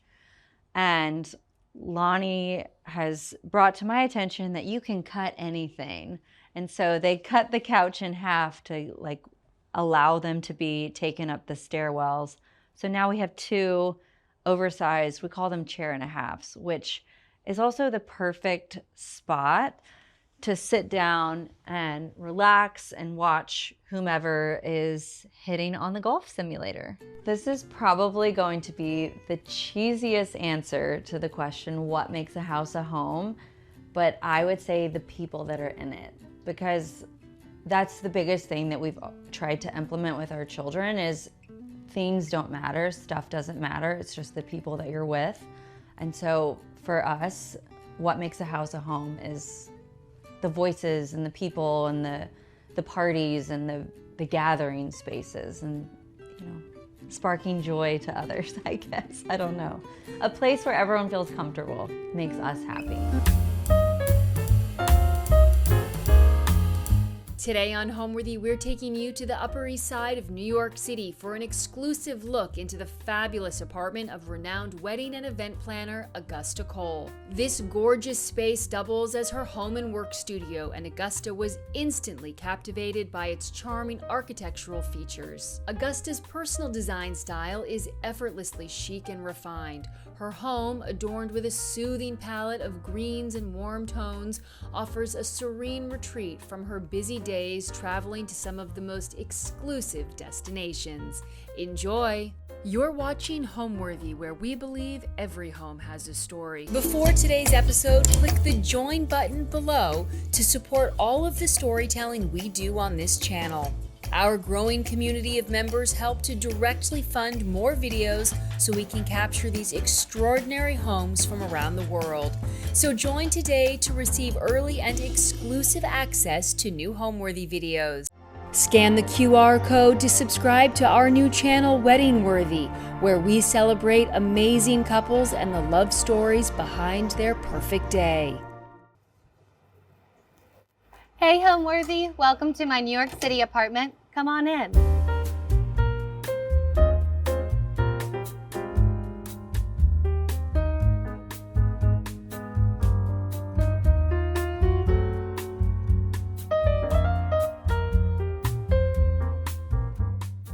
Welcome to my home and studio. Our home is an apartment within this old, beautiful townhouse that's been cut into a few different apartments. I totally fell in love with the place because of this beautiful stairwell, which you'll see as we go up it. And it'll take you to our home and office, where my team comes every day for our wedding planning and event design company. Welcome in. Here is our main space of the first floor. This is our apartment and studio, and I call this floor our entertaining floor. So this little jewel box that we found really works for us because it's super multi-purpose. As you come in, you'll kind of see how we've used the space. So it was super important to me that we had a beautiful welcoming moment. So when you come in, I envisioned a really pretty demi-lune, sort of under these pretty Murano sconces that my dear interior designer friend Beau Brown found for me. And I love a potted myrtle moment. So I try to keep these alive. It's a full-time job. But this is our sort of welcoming entry and a little special painting my mom gave to my husband and I when we moved in. And this is actually a piece of antique furniture that we refinished with this kind of high gloss gray and beautiful taupey velvet. It was less beautiful when we found it, and we kind of gave it an upgrade, facelift. And so this is my kind of welcome home, and it always sort of feels finished like this. I just love a little gathered skirt. It's ticking is always a go-to. You'll see it in my event design. You'll see it in my home design. I think it's just such a subtle, delicate touch, but also handsome, like not too feminine, but the ruffle gives it a little bit extra frill. So in concepting this room, we had to think about the 3 primary functions of the space. First, we have to receive our guests and make them feel welcome. But then we also wanted a space to set the table, entertain. This table has done many mock-up and design presentations for our clients. So it's a very sort of useful, beautiful moment in the room. And I'll talk about these elements and the dining room space in a minute. And then the living room, I went with this sort of all white, calm, serene, warm palette. So that guests kind of came in or our clients come in and it feels like a blank slate, and it's also very inviting and gathering. So it works if there are 2 of us meeting and we just want a little nook to chit chat and go through details, or I can have a big cocktail party, 12, 15 people, and we have a great time in this space.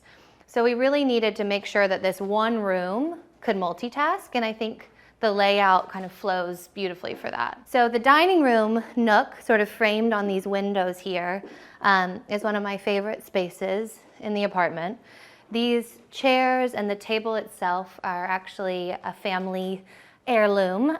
They were my great-great-aunt's tables and chairs. And then my mom, who's also an interior designer, she helped me with the little chair skirts and kind of giving it a little upgrade.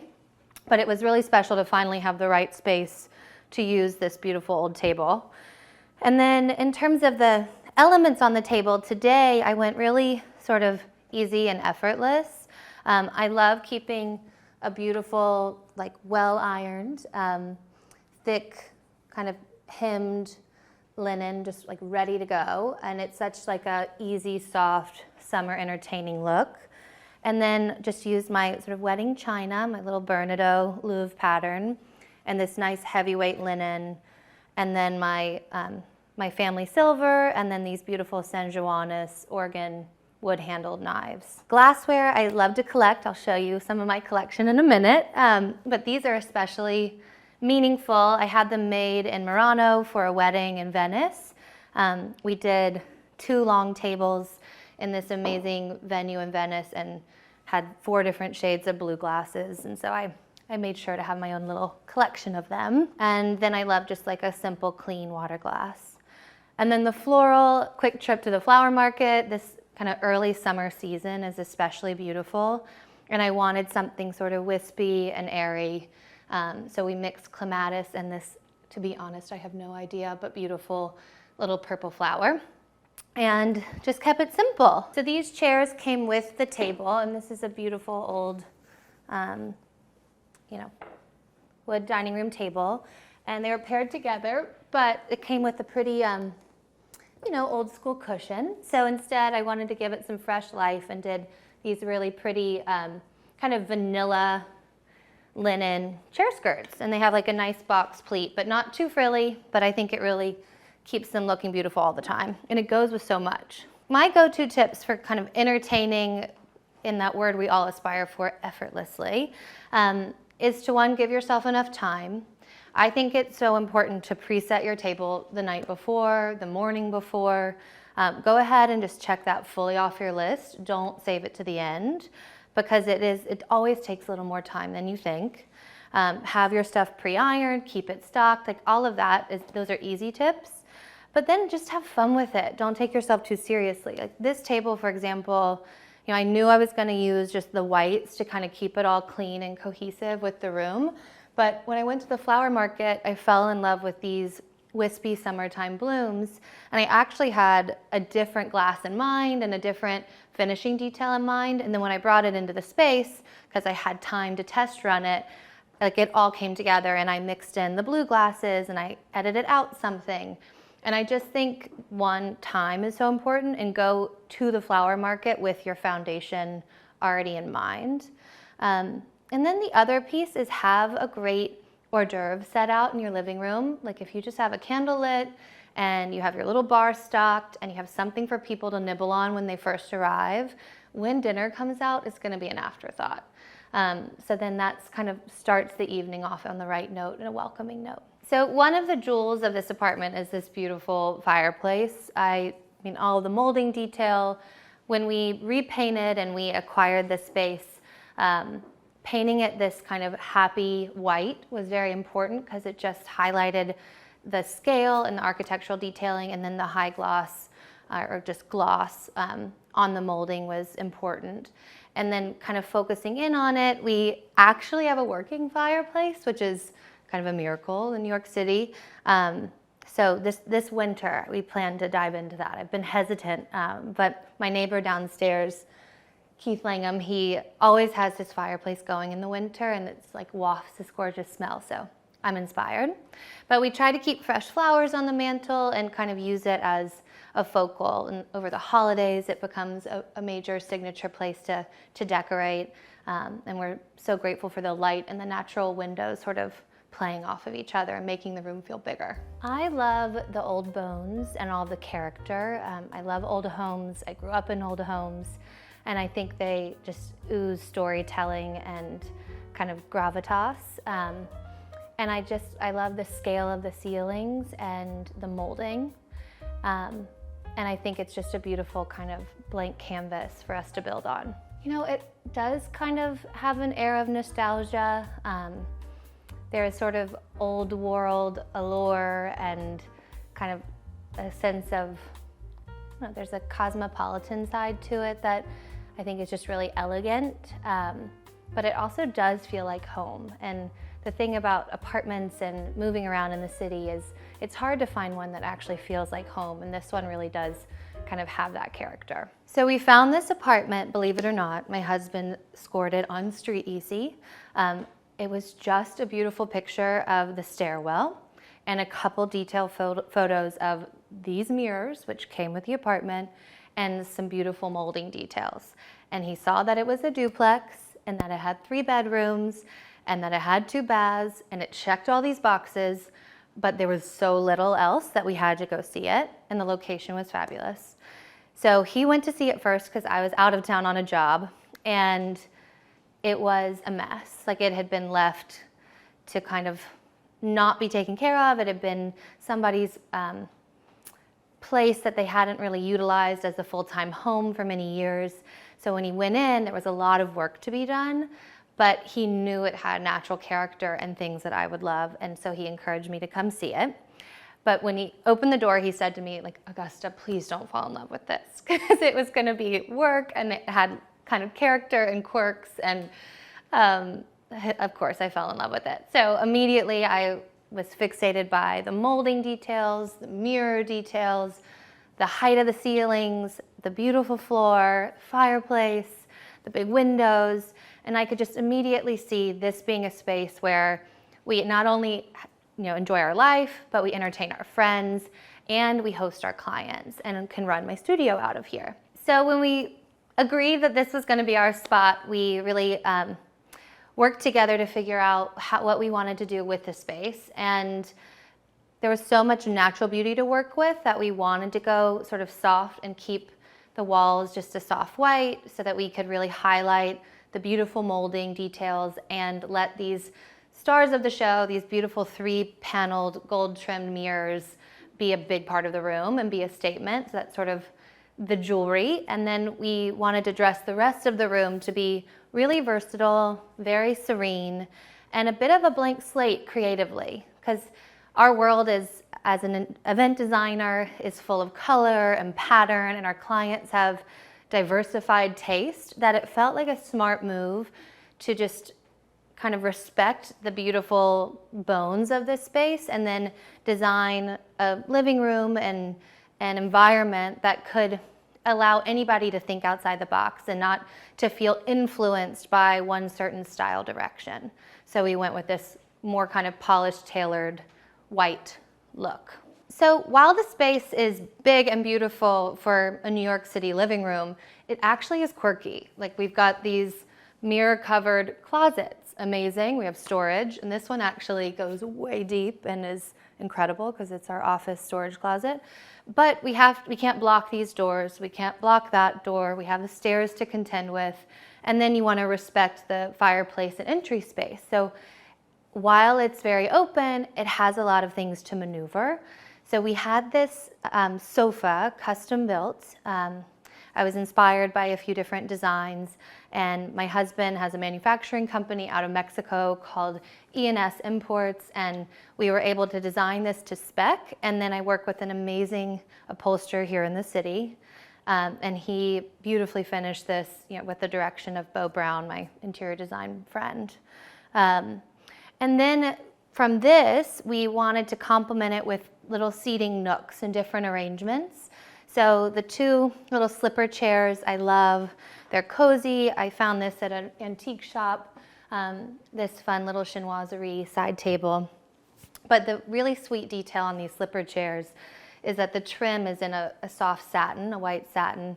It was a little bridal note that I thought Beau kind of creatively came up with. But what I love is while the room is big, you can have 2 people here chatting and feel cozy, or you can throw a party for 50, if you can believe it. We have a Christmas party here every year, and there's 50 people, hobnobbing and having a great time. So the sofa is extra long and fits mini, and then we have our little seating nook here. I love these high coffee tables. I love that they're a little bit more utilitarian and modern than other elements in the room, but we especially love showcasing our design-influenced coffee table collection. It's like travel books, design books, kind of vintage books on textiles. This is a great sort of resource library for us. And then you entertain on the top and kind of can have hors d'oeuvres, throw a book out, do design meetings together. So they're really great utilitarian tables. This cozy chair is meant to be my husband's chair, lay back and have a cocktail at night. But I do think whenever we have friends over, it's the first chair people gravitate toward and they really settle in. So I'm not sure how often he actually gets to sit here. But it's a beautiful reading chair, it's cozy, and you get to enjoy through the mirrors like all of the room, which is really pretty. My design style is to be a bit collected. I love for things to have purpose or meaning and to tell a story, and I'd rather have less things that have something to say rather than kind of more things that we've just purchased because of how they look. So kind of all the elements that we put out, I can tell you something about, and that would take too long. But for example, this beautiful little match holder. It was a gift from a dear friend after an important thing happened for his life, and I always remember that. These are kind of beautiful antique looking glasses. What are they called? Binoculars? Whatever. Spectacles. And I've had them for a long time from an antique shop. This silver dish was a tray from my mom, and we share a love of antique silver, so we kind of collect that together. This I've had forever, my whole life. I've taken it from room to room. And then we have a lot of this Trinitate kind of white earthenware from San Miguel, where we spend a ton of time, and that's where my husband does a lot of his manufacturing. And then below here are just all of these collected books that I've purchased, been gifted, and just adore, and continue to stack them higher and higher. Like this is one of my favorite books, Life in a French Country House. If you haven't read it, you should.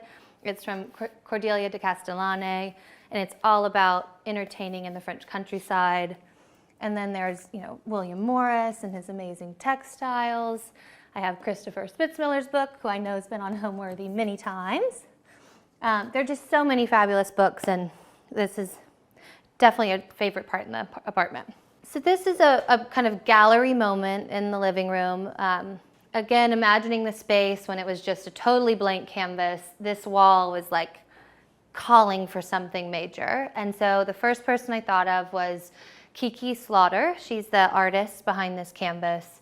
I commissioned this piece based on a couple smaller pieces I saw in her portfolio, and I just loved this sort of washed, breathy landscape. You could kind of interpret it as you will. And the happiness of the color palette, given that everything else was so sort of blanche with intention, this was our bright spot, our art moment. So the Kiki is the signature of the wall, and then we use these great pedestals, again, a modern touch and otherwise pretty traditional antique space. And I love to sort of decorate it with little homage to travel and things I love. So this is a particularly fun pedestal dish. It's from Puglia. We spend time in Puglia. I love going there for fun and for work, but personally we go to this town called Grottaglie. A friend of mine who lives in Puglia introduced us to this ceramicist named Nicholas Fasano, and he's famous for doing these brush faces. And so we were touring the back of the studio where everything is made, and he just sat down in his chair and started painting this pedestal, and just like this, and hysterically, it's like totally my colors. I love it.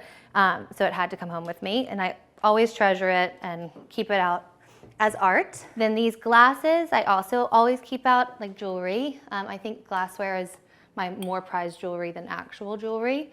These are Murano glasses by Davide Fuin. We sort of, on our travels to Venice last year working on a wedding, we did a lot of local sourcing and sleuthing, like who are the artists behind these beautiful pieces that we all see and can purchase stateside. And we went to his actual studio in Murano and got to see him blow the glass and met his wife and spent this magical afternoon, and we're still in touch today, and anytime I'm there or have friends going, I try to connect them. But these particularly were just so fresh and beautiful. They're so light. I always keep them out for parties. I prefer to drink wine out of them. I think it's so fun, and champagne is great. And when I get them out for client meetings, one of my favorite stories is we had this father of the bride over. We were doing a big table mock-up in the kind of dining room space, and I had welcomed them in to the studio, and I was serving wine at the end as like a, cheers. And I said, gosh, I think everything tastes better out of these glasses. And he used them, and he said, you're totally right, these are amazing. And like had absolute respect for the Murano lightness. So always use these. And then these candlesticks, which clearly have been used, they're from Morocco. I was in the souk and met one of the great tamagrut dealers. Tamagrut is this particular treatment of the kind of verde green color on the earthenware.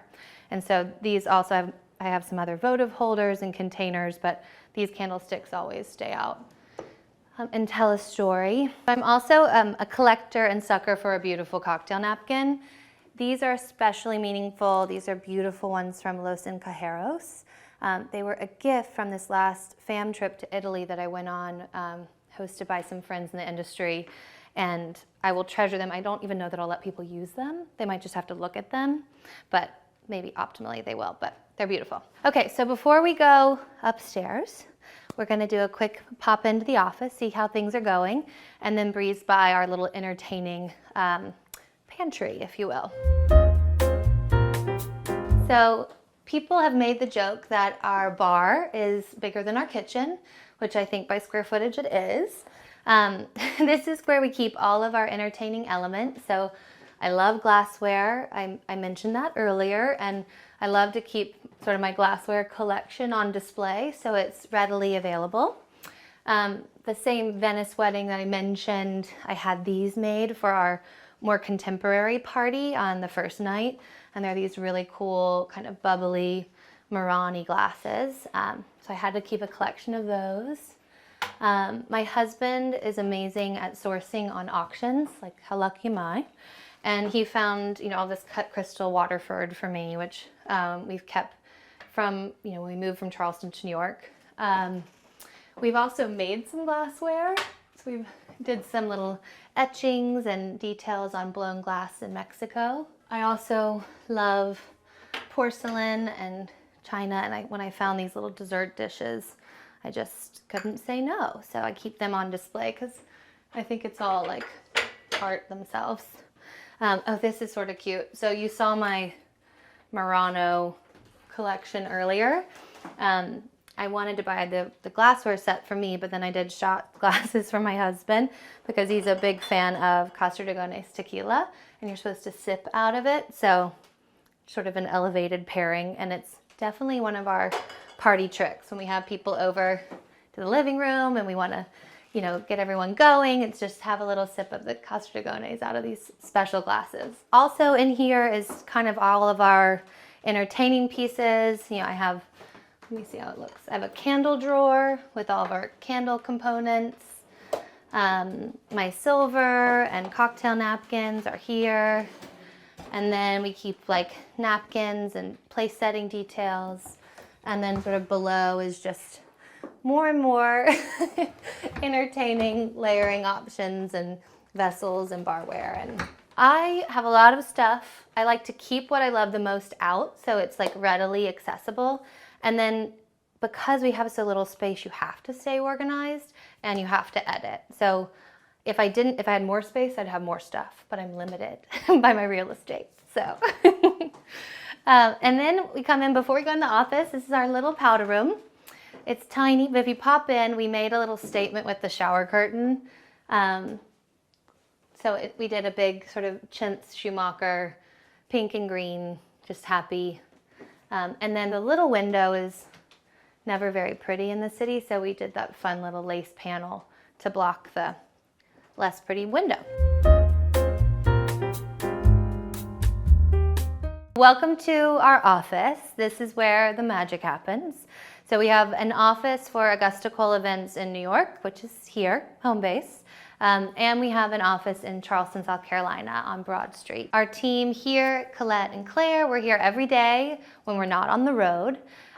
We love being in the office together. I know there's a lot of remote work happening, but in our creative field, collaborating, being on Zoom calls, working with our tangible elements, it's so important. So this is where we kind of work and we take our Zoom calls with our clients, and then we host our clients out in the entertaining space. We are doing events, a limited number a year. They're primarily weddings. However, we do social events and kind of cater to our legacy clients when they have party needs. But primarily we're doing weddings. Most of them are domestic, but about 20% are abroad, sometimes 25. Like this year, we just wrapped up our first wedding of the season was in St. Bart's. And now we're going to be heading to Provence in September and then San Miguel in October. But then otherwise, we're kind of jumping from different spots, either upstate or Texas or West Coast or Colorado, wherever our clients' parties take them. So by virtue of being in New York, we can literally get on a plane anytime and get wherever we need to go. And often are even doing quick day trips to see our clients and just make decisions and make stuff happen. But when we are so fortunate to be home, this is where we are. And we really focus on sort of a residential approach to event design. We love that our clients are typically influenced by interiors or their travels, and we try to layer in those elements by thoughtfully designing unique and tasteful and super experiential parties. It's always good to have a mood board so that you can kind of creatively get a snapshot of where your events are going and how the designs are correlating. So we line up our clients on the two walls and kind of keep textile swatches. Once their paper decisions are done and we have the physical samples, we'll hang them up on the wall. And then any other like kind of critical component that layers of kind of foundation texture or pattern, we keep on display. We also, use that as sort of just a palette reminder, but then from there we love working with, custom tabletop, glassware. We make a lot of the linens for our clients. And then the overall ambiance is where we work with our design partners on really honing in on the kind of global aesthetic of the events, from draping to lighting to scenic builds and woodworking, and kind of making these very custom components within whatever space we're working in, whether it's a venue or a tent or in a field. So in the world of events, we're a firm believer that everything should be beautiful, it should run seamlessly, it should feel incredible, but it also has to be fun. Like, we're in it for an incredible experience, so we're always looking for little things to create a through line, to energize. And so this is a fun little example, a prototype. We're working on a party in Mexico, and you'll see how this gets rolled out, but it'll be a fun feature at an upcoming party. Okay, so before I take you upstairs, I'm gonna give you a sneak peek into some place that I never show anyone. I have this drape up here with great intention, and it hides our teeny tiny New York kitchen. So here's where truly we have our kitchen. And if you can believe it, we have a Christmas party for 50 people every year, and Aquilina Catering figures out how to make that work. So we can make it work if they can make it work, but we love it. And honestly, this drape is perfect because it just kind of keeps that space as a workspace, and it's totally functional. And our life is so outward, and we go out and we're on the go and we travel, that really it's the perfect entertaining kitchen. And when it's just the two of us at home, it works perfectly. So other reasons I fell in love with this apartment was the two-story versatility of the space.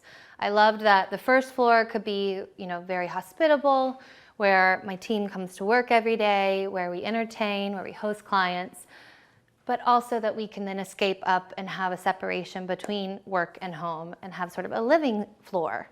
So upstairs is where our bedroom is. We do have a casual den, kind of dressing area, laundry room, sort of the functional side of life. But what I'm going to take you up now to see is our bedroom.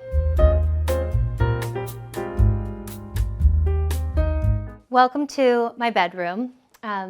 I love this space. It feels like a little jewel box to me. The stained glass windows were definitely the inspiration for this, one being my bedroom, and two, they inspired this kind of dusty, soft lavender paint color that I was so drawn to paint this room in.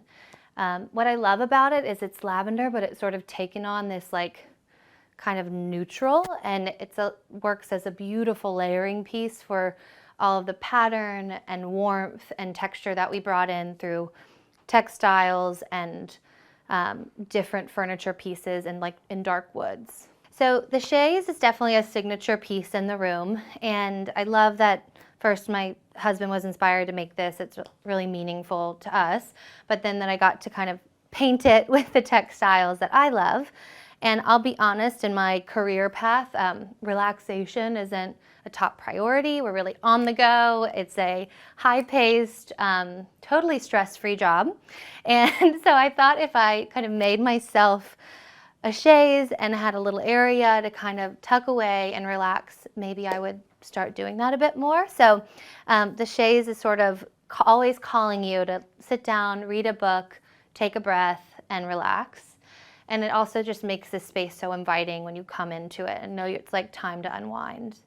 Another element that I love of the space is this little vanity. I do my makeup here, and I do put on my jewelry and use it. And I love, again, a little skirted moment.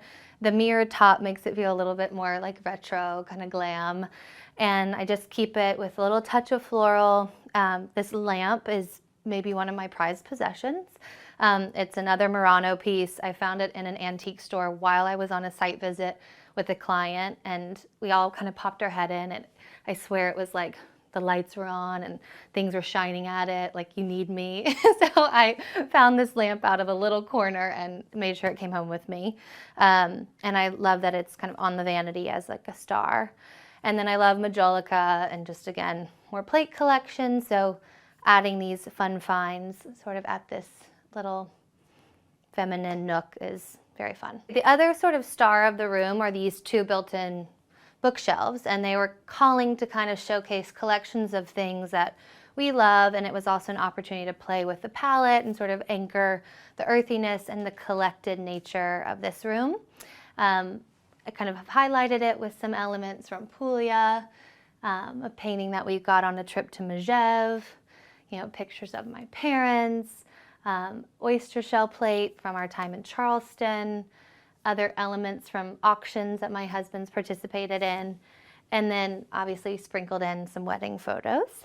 Planning your own wedding, I planned with my contemporary at a wonderful firm where I was before launching my own business, and we joke that we put it together over a pedicure because that's about all the time we had. But when you are in the world of party planning, doing your own wedding can be quite efficient, so that was fun. And that was almost 10 years ago. We're about to have our 10-year wedding anniversary. And then this bookshelf, again, has other sort of collections of things. I love the the cabbageware, more majolica there. And then a little picture of my grandmother, Jean. She's definitely an inspiration. She's in her late 90s and full of style and is still redecorating her home and is definitely one of the kind of great mentors in the world of entertaining and design for me. So I love that photo of her. And then we just kind of roam right in to the vanity. One of the signature textiles that I just wanted a touch of because it's busy, but I love it, is this Raoul. And it just, again, brought that great lavender stripe through as a through line. And what's fun is like decorating a room like this felt very natural because it was almost like designing a party. You're playing with different things for different purposes and you want a little touch but not too much. And it has to be a space you want to spend time in, not just for that one moment, but that is lasting and timeless. So I really love how these layers work together. And then the headboard, this is a headboard I had and it was just in a basic linen and I reupholstered it to match the bed skirt, and I love the kind of warm tone that it brings. These lamps, my mom actually had one of these lamps in our house growing up, and I searched high and low and I found a pair for myself.